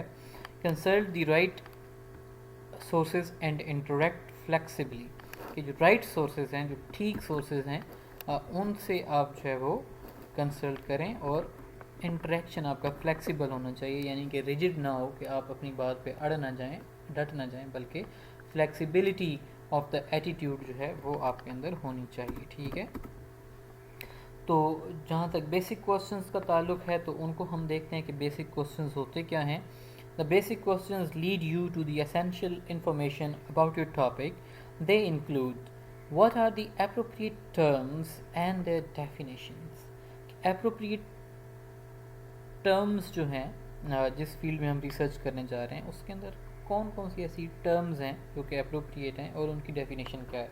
व्हाट मैकेनिज़म्स आर इन्वॉल्व, किस प्रोसेस के अंदर कौन कौन से मैकेनिज़म्स इन्वॉल्व हैं। व्हाट मटेरियल्स आर इन्वॉल्व, कि किस किस्म के मटेरियल्स के साथ हम डील कर रहे हैं। व्हाट प्रोसेसेस आर इन्वॉल्व, कि किस किस्म के प्रोसेस जो हैं उनका सामना हमें यहाँ पे करना पड़ता है। आस्क क्वेश्चंस अबाउट सिग्निफिकेंस, जो दूसरा अहम काम है। Questions about the significance help you get the big picture के जब आप किसी चीज़ की अहमियत के बारे में सवालात उठाते हैं तो उसकी जो बड़ी तस्वीर होती है, एक बिग पिक्चर जो होती है उस टॉपिक के हवाले से वो आपके सामने आती है. And grasp the context of your topic, they include who needs it and why. कि जब हम किसी टॉपिक पे तहकीक करने जा रहे होते हैं तो हमें अपने आप से पूछना चाहिए कि ये जिस टॉपिक पे मैं तहकीक करने जा रहा हूँ, इस टॉपिक की किसको ज़रूरत है और इस टॉपिक की किसी को क्यों ज़रूरत है. How is it related to other items, कि इसका ताल्लुक बाकी जो आइटम्स हैं, बाकी इस फील्ड में जो चीज़ें हैं उसके साथ कैसे बनता है. How is it related to the current system के जो मौजूदा निज़ाम है उसके साथ इसका कैसे ताल्लुक बनता है. What is its end goal, कि इसका आखिरी मकसद या एंड गोल क्या है. How do parts and processes contribute to the end goal, कि जो इसके पार्ट्स हैं और जो इसके प्रोसेसेस हैं उनकी क्या अहमियत है एंड गोल के अंदर, कि वो कैसे कंट्रीब्यूट करते हैं toward the end goal. What controversies exist, कि इसके अंदर किस किस्म की कंट्रोवर्सीज जो हैं वो एग्जिस्ट करती हैं. व्हाट अल्टरनेटिव्स एग्जिस्ट, और इसके अल्टरनेटिव्स क्या क्या हैं. What are implications of those alternatives, और अगर उन अल्टरनेटिव्स को अपनाया जाए तो उसकी क्या इम्प्लीकेशन होगी, उसके क्या नताइज जो हैं वो बरामद होंगे. व्हाट कॉस्ट्स और इन्वॉल्व, कि इसके अंदर कितनी लागत या कितना खर्चा है. ठीक है, तो ये इसकी सारी सिग्निफिकेंस के हवाले से बेसिक क्वेश्चंस हैं. लेकिन ऑब्वियसली सिचुएशन टू सिचुएशन के जिस हालात में आप हैं उसी हालात से ये जो क्वेश्चंस हैं इनकी नेचर तब्दील होती चली जाएगी. जो नेक्स्ट टॉपिक है, जो नेक्स्ट हमारा इशू है वो है कंसल्ट द राइट सोर्सेज, के जो राइट सोर्सेज यानी कि मुतलका ज़राए जो हैं उनके साथ आप कंसल्ट करें, ना कि गैर मुतलका ज़राए जो हैं उनके साथ आप कंसल्ट करते रहें. The right sources are the people और the printed information that has the facts you need. कि राइट सोर्सेज वो हैं कि जिसके अंदर वो लोग शामिल हैं या वो प्रिंटेड इन्फॉर्मेशन शामिल है कि जिसकी आपको ज़रूरत है. बाकी जो हैं they are not right sources at all. जी, तो वो लोग people who are involve in the situation, जो कि उस सिचुएशन के अंदर इन्वॉल्व हैं जिसके अंदर आप तहकीक करने जा रहे हो, वो आपके बेसिक क्वेश्चंस को भी आंसर कर सकते हैं और आपके जो क्वेश्चंस हैं रिगार्डिंग सिग्निफिकेंस ऑफ समथिंग वो उसको भी आंसर कर सकते हैं. They can give you the basic facts and identify there needs, कि वो जो बेसिक फैक्ट्स हैं अपनी फील्ड के हवाले से उनको भी उसके बारे में भी आपको इन्फॉर्मेशन दे सकते हैं, और जो उनकी नीड्स हैं, जो फील्ड की नीड्स हैं उनको भी आइडेंटिफाई करके वो आपको गाइड कर सकते हैं. The basic facts about photocopying machine can come from engineers, experienced users, sales person. Information about needs come from the people who use the product, के जो उसका मैकेनिज़्म है या उसकी जो मेक है या उसके बारे में जो टेक्निकल एक्सपर्टीज़ हैं वो तो सेल्स पर्सन या फिर उसके जो इंजीनियर्स हैं या एक्सपीरियंस्ड यूज़र ही बता सकते हैं. लेकिन जो नीड्स हैं कि लोग उसको कैसे इस्तेमाल करेंगे, फ़ोटोकॉपियर की यहाँ पे वो एग्जांपल लेके चल रहे हैं, ठीक है, राइटर जो हैं, तो वो जो यूज़र्स हैं वो आपको बता सकते हैं कि how do they use it and how many photocopies per day are printed using this particular photocopier. They expect a photocopier to perform certain functions and they know the conditions that make performing those functions possible. Printed information also answers the basic questions and questions of significance often more thoroughly than people can. कि जो printed information होती है वो ज़्यादा reliable होती है और वो जो आपके basic questions हैं उनको answer करती है और वो completely thoroughly, क्योंकि जब कभी भी आप कोई चीज़ लिखते हो तो आप आराम सुकून से लिखते हो ना, ठीक है, तो उसमें आप सारे एस्पेक्ट्स को देखते हो. It can be a hard copy, words printed on the paper, और ऑनलाइन कॉपी, ठीक है. हार्ड कॉपी में भी ये रिटन इन्फॉर्मेशन हो सकती है, सॉफ्ट कॉपी में भी हो सकती है. Printed information includes everything from sales brochure to encyclopedia to bulletin board discussion, ठीक है, ये सारी चीज़ें प्रिंटेड इन्फॉर्मेशन में आती हैं.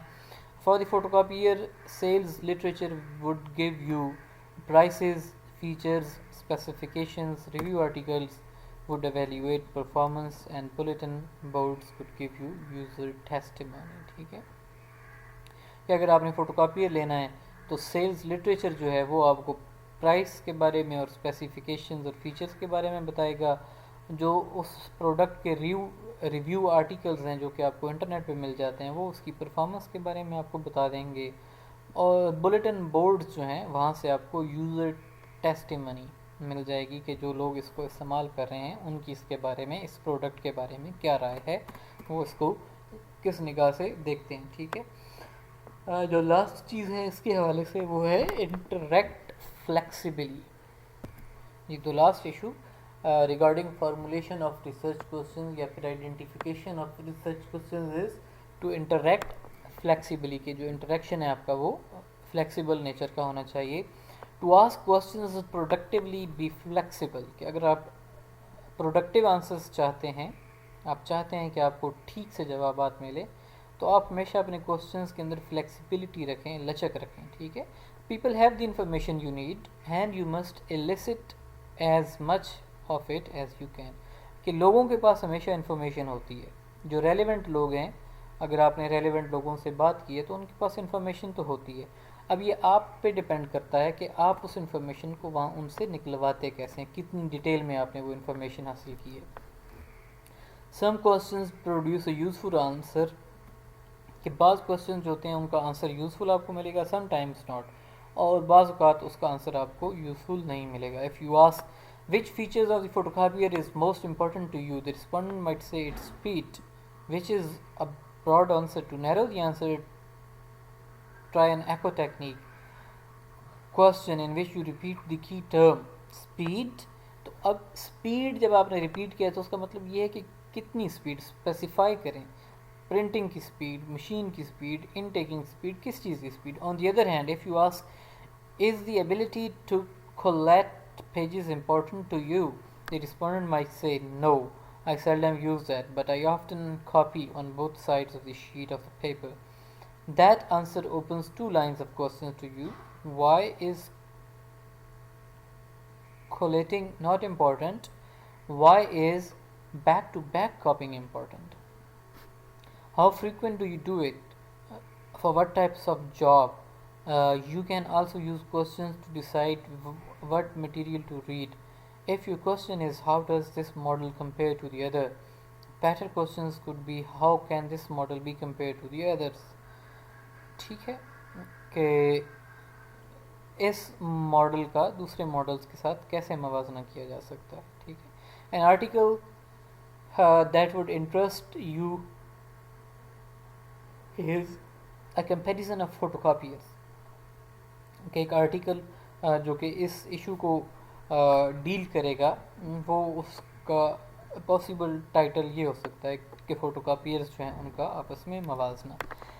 Carefully formulating your questions makes your reading more efficient, कि अगर आप एहतियात से अपने क्वेश्चंस जो हैं उनको फार्मूलेट कर रहे हैं, बना रहे हैं, ठीक है, तो आपकी जो रीडिंग है वो फिर ज़्यादा एफिशिएंट होती है कि आप साथ साथ इन्फॉर्मेशन को सेव करते जा रहे हैं।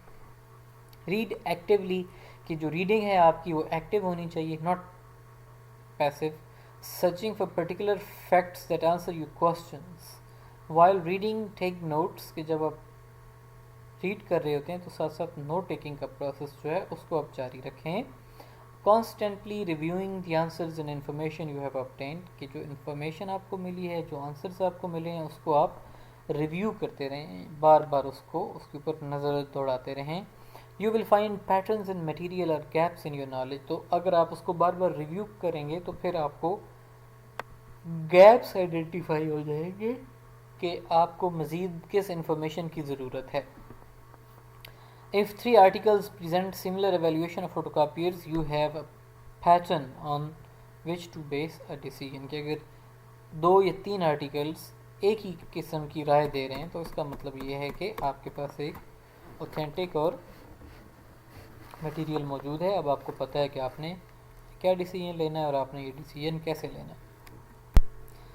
तो जहाँ तक collecting information from the people के जो रिसर्च में नेक्स्ट अहम चीज़ है वो है लोगों से इन्फॉर्मेशन लेना। ठीक है, तो जहाँ तक सोशल साइंसेज हैं, सोशल साइंसेज का जहाँ तक ताल्लुक है, आर्ट्स के जो सब्जेक्ट हैं, इसमें लोग जो होते हैं वही इंफॉर्मेशन का और वही रिसर्च का ज़रिया होते हैं, क्योंकि इन सब्जेक्ट्स की लेबॉर्ट्रीज़ और एक्सपेरिमेंट्स वगैरह तो नहीं होते, ये बात हम ऑलरेडी कर चुके हैं। ठीक है, तो लेकिन ये है कि एक्यूरेट और वैलिड इंफॉर्मेशन लोगों से हासिल करना वो भी आसान नहीं होता। ठीक है, क्योंकि डिफरेंट सर्कमस्टांसेस इस पे इफ़ेक्ट करते हैं, लोगों का मूड क्या है, लोग इन्फॉर्मेशन मतलब कि देना चाहते हैं, लोग कोऑपरेट कर रहे हैं, लोग कोऑपरेट नहीं कर रहे हैं। तो ये सारी चीज़ें जो हैं ये इन्फ्लुएंस करती हैं जो इन्फॉर्मेशन आपके पास इकट्ठी होती है। तो लोगों से जो इन्फॉर्मेशन ली जाती है, इन्फॉर्मेशन इकट्ठी की जाती है, उसकी डिफरेंट मेथड्स, उसके डिफरेंट टेक्निक्स होते हैं। ऑलरेडी मैंने आपको बताया कि इंटरव्यूइंग जो है वो एक टेक्निक है, सर्वे करना एक टेक्निक है, लोगों से इकट्ठा मतलब कि आप सर्वे कर लिया, या फिर ये है कि लोगों से क्वेश्चनियर फिल करवाना जो है, ये सारी टेक्निक्स हैं जो कि आपके लिए हेल्पफुल साबित होती हैं डेटा को इकट्ठा करने के लिए। ठीक है, तो the first thing regarding collection of information from people is interviewing. So interviewing is a process through which relevant information is gathered. It is used as a tool for data collection, which is considered reliable in some cases. However, it is avoided to be used as a tool to collect data because it demands qualitative method of analyzing the data, which is much longer. ठीक है, कि अगर आपने interview के ज़रिए data इकट्ठा किया है तो उसका एनालिसिस जो है, तज्जिया आपको क्वालिटेटिव टर्म्स में करना पड़ता है, जो कि ज़रा लेंथी और डिफ़िकल्ट प्रोसेस है. If the problem and challenges are faced, it becomes a more authentic tool of data collection.